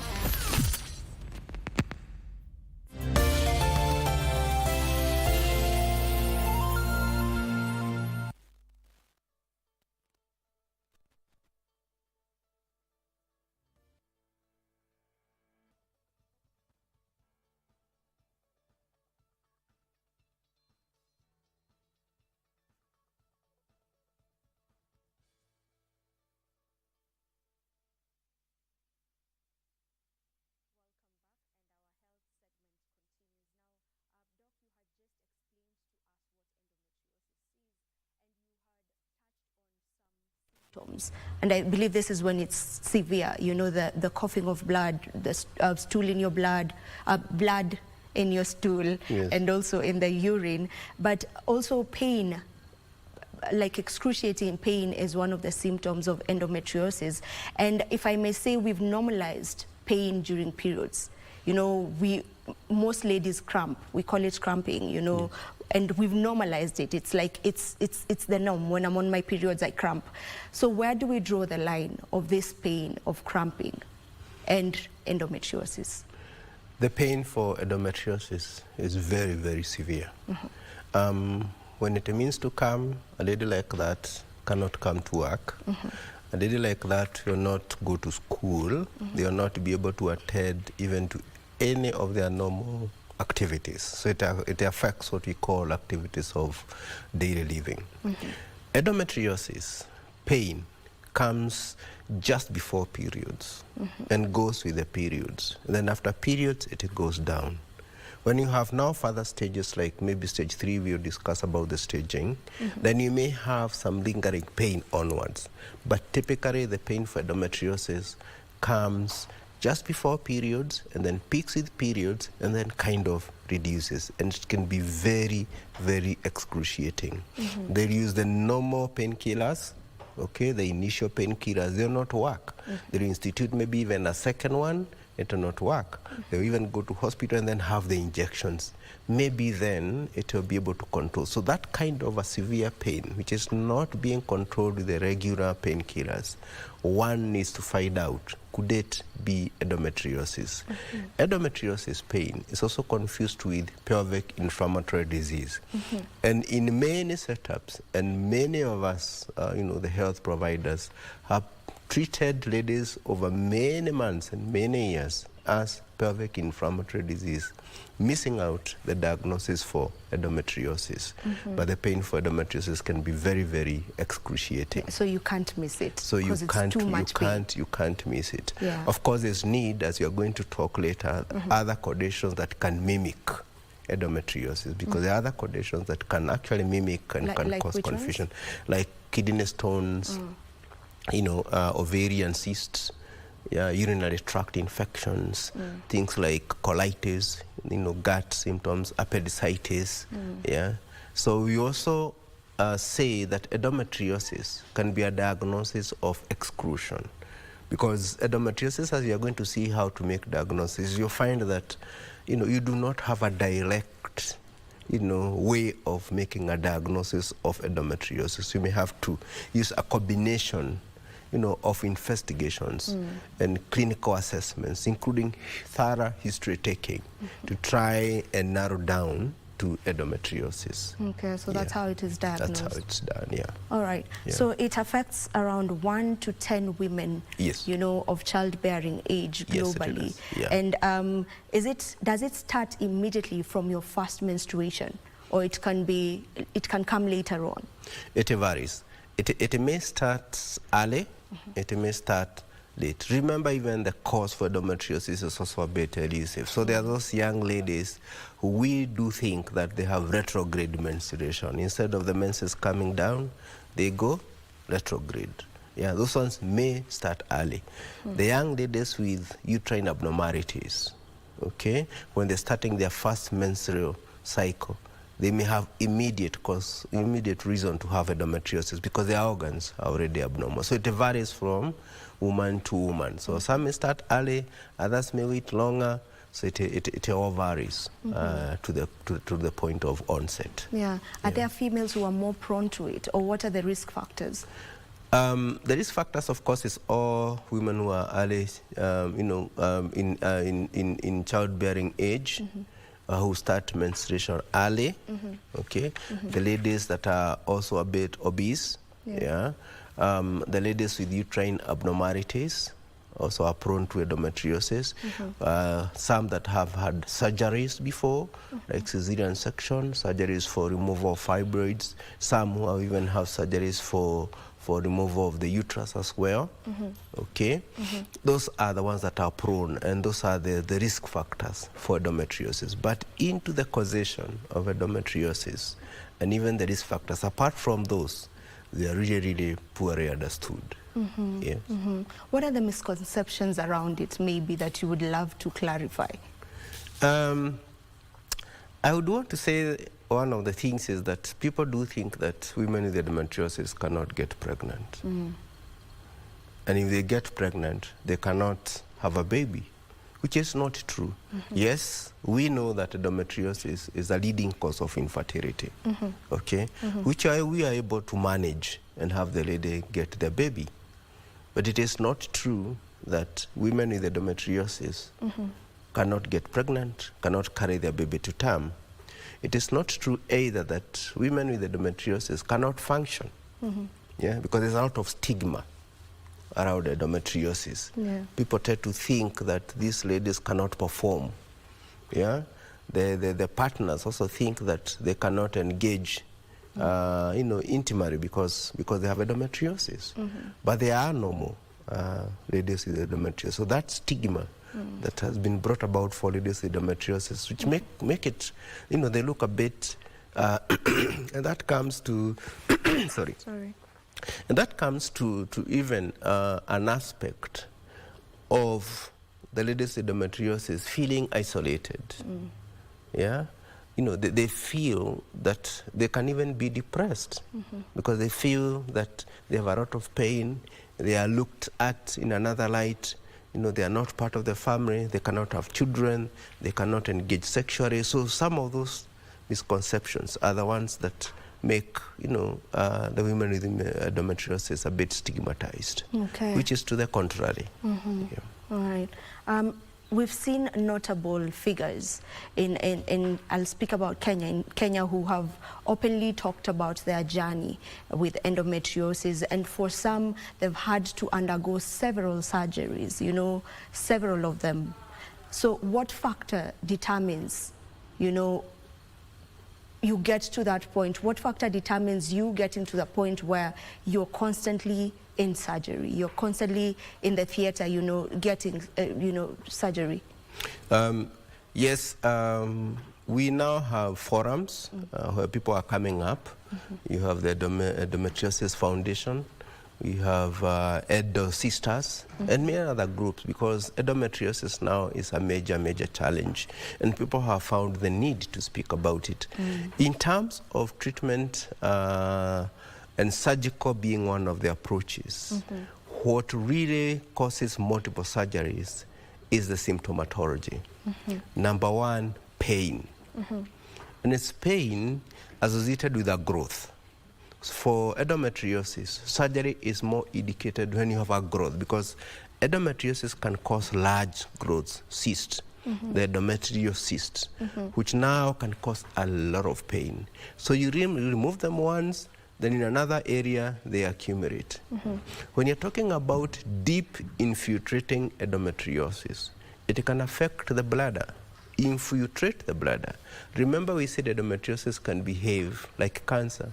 So it can actually infiltrate the organs, various organs. If it infiltrates the bladder, then the pain will not be resolved by medication. So you have to go to that bladder with a specialist in bladder, the urologist, and be able to cut a portion of that area in the bladder. Okay, and then it can move to another organ, like the intestines, and also invade the intestines. They can go even to the chest and cause swellings in the chest. So those kind of masses that cause symptomatology in organs will force the lady to go for surgery. When you're also treating infertility and you want to correct the tubes and there are swellings, there's accumulation of blood, again you lead to multiple. So recurrence of endometriosis, okay, worsening of the stage from stage 1, 2, 3, and 4, and also if you're looking at infiltrating, deep infiltrating endometriosis, that is severe endometriosis, we always read to recurrent surgeries for endometriosis. Yeah. So endometriosis is chronic, like there's chronic. No cure to it. You just have ways of just managing it. Yes, it's a chronic condition, and therefore the treatment is multidisciplinary. You're talking about the gynecologist, okay? And this time, in such situations, we always say a gynecologist well versed with the treatment for endometriosis. You're talking of maybe looking for a general surgeon, a urologist, okay, a cardiovascular surgeon if it goes to the lungs. Very importantly, that most of us as health professionals and our patients we forget, is a psychologist, because it has a very, very adverse effect on our psychology. Remember what you have said, you're not able to work, maybe having children is an issue, engaging in intimacy with their partners is an issue. So all those things, the way they are looked at, by people who look at that lady, now she's at her time of her cycle, that's how she behaves. It's like she becomes lunatic, she has a lot of pain, she misses work, so you have a collision with, at your point of place of work. So a psychologist is a very, very key person. So it's a chronic condition needing multidisciplinary treatment approaches. And are there lifestyle changes that one can make that will help in alleviating the symptoms? We encourage the ladies with endometriosis to be very, very active in terms of exercises. Remember, there's a new approach that's now gaining ground about the pelvic floor. And the pelvic floor is that area in the pelvis that supports our organs. And that is an area that endometriosis really, really attacks. And what does it do? Because of recurrent pain, the ligaments and the tissues undergo spasm. That is a major, major cause of pain in the pelvis. Because of that irritation of that blood that we talked about, and remember, blood is a chemical. So that kind of tension causes a lot of pain. So we encourage pelvic floor specialists, physiotherapists, to try and make them know about some pelvic exercises that can relax all those organs. And then, of course, we have now, a good diet, so that because the more the BMI is high, the more we get severe symptoms. The more obese patients we kind of get obese, we kind of get more severe symptoms. So they mind what they eat. We also kind of associate things like smoking, just as usual, excess taking of alcohol as some of those lifestyle stages that people really need to do. So we advocate for healthy living in mothers that have endometriosis. You've mentioned that it has no cure, really. But are there maybe advancements in research that are in the in future that you're seeing in future that maybe bring some light in maybe getting the cure for endometriosis? What we are basically seeing now happening is that, number one, treatment for endometriosis is medical. That's number one. Okay, there is issues of medical. So there's some advancement in medical treatment where we are looking at some hormonal treatment, hormonal modulation therapy that is helping, because remember, endometriosis is dependent on the hormones from the ovaries. So there are researches that are based on that. How do you improve these hormonal interactions to reduce endometriosis? Because the hormonal treatment that we have kind of blocks the hormones, and therefore one of the major side effects that affects the treatment is that the women have menopause-like side effects. So there are research going on in that front of medical treatment. In terms of surgery, then we have the minimally invasive surgery, and we now have gynecologists who are now super specializing in surgeries that are, directed to endometriosis. So that as a generalist obstetrician and gynecologist, there's much that you can go. Then there are those super specialists. So in terms of skills, there's advancement in skills. So that's about it in terms of the future of treatment for endometriosis. But I can assure you there's aggressive research going on and looking into new ways of treating endometriosis. We'd love to hear that because it shows that there is hope. Thank you so much, Dr. Wachira, for gracing our show today. We really appreciate it because it was so informative. Thank you. All Thank you for having me. You're most welcome. Okay, this is where we call it a wrap right here on Good Morning Kenya. Thank you so much to each and every one of you who has been tuned in since the beginning of the show till now. My name is Vivian Dagwa. Until next time, have yourselves a lovely day.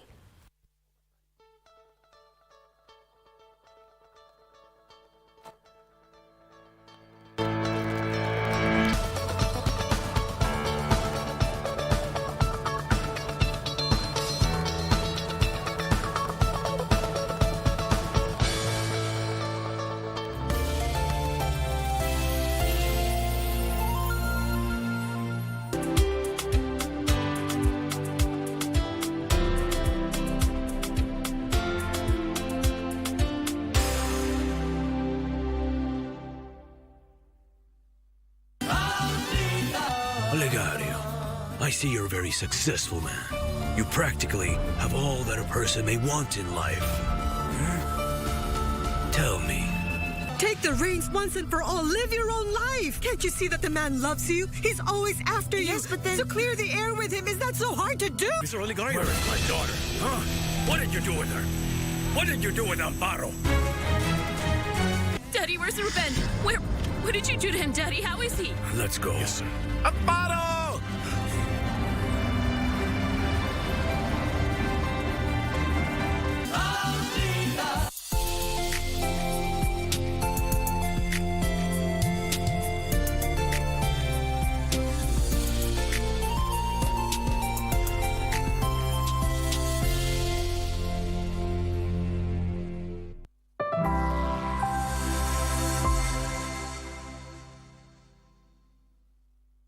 Staying fit and healthy is as important today as it's ever been. Today, we're all about smartwatches and fitness trackers and living a healthier life with wearables. If you need that little extra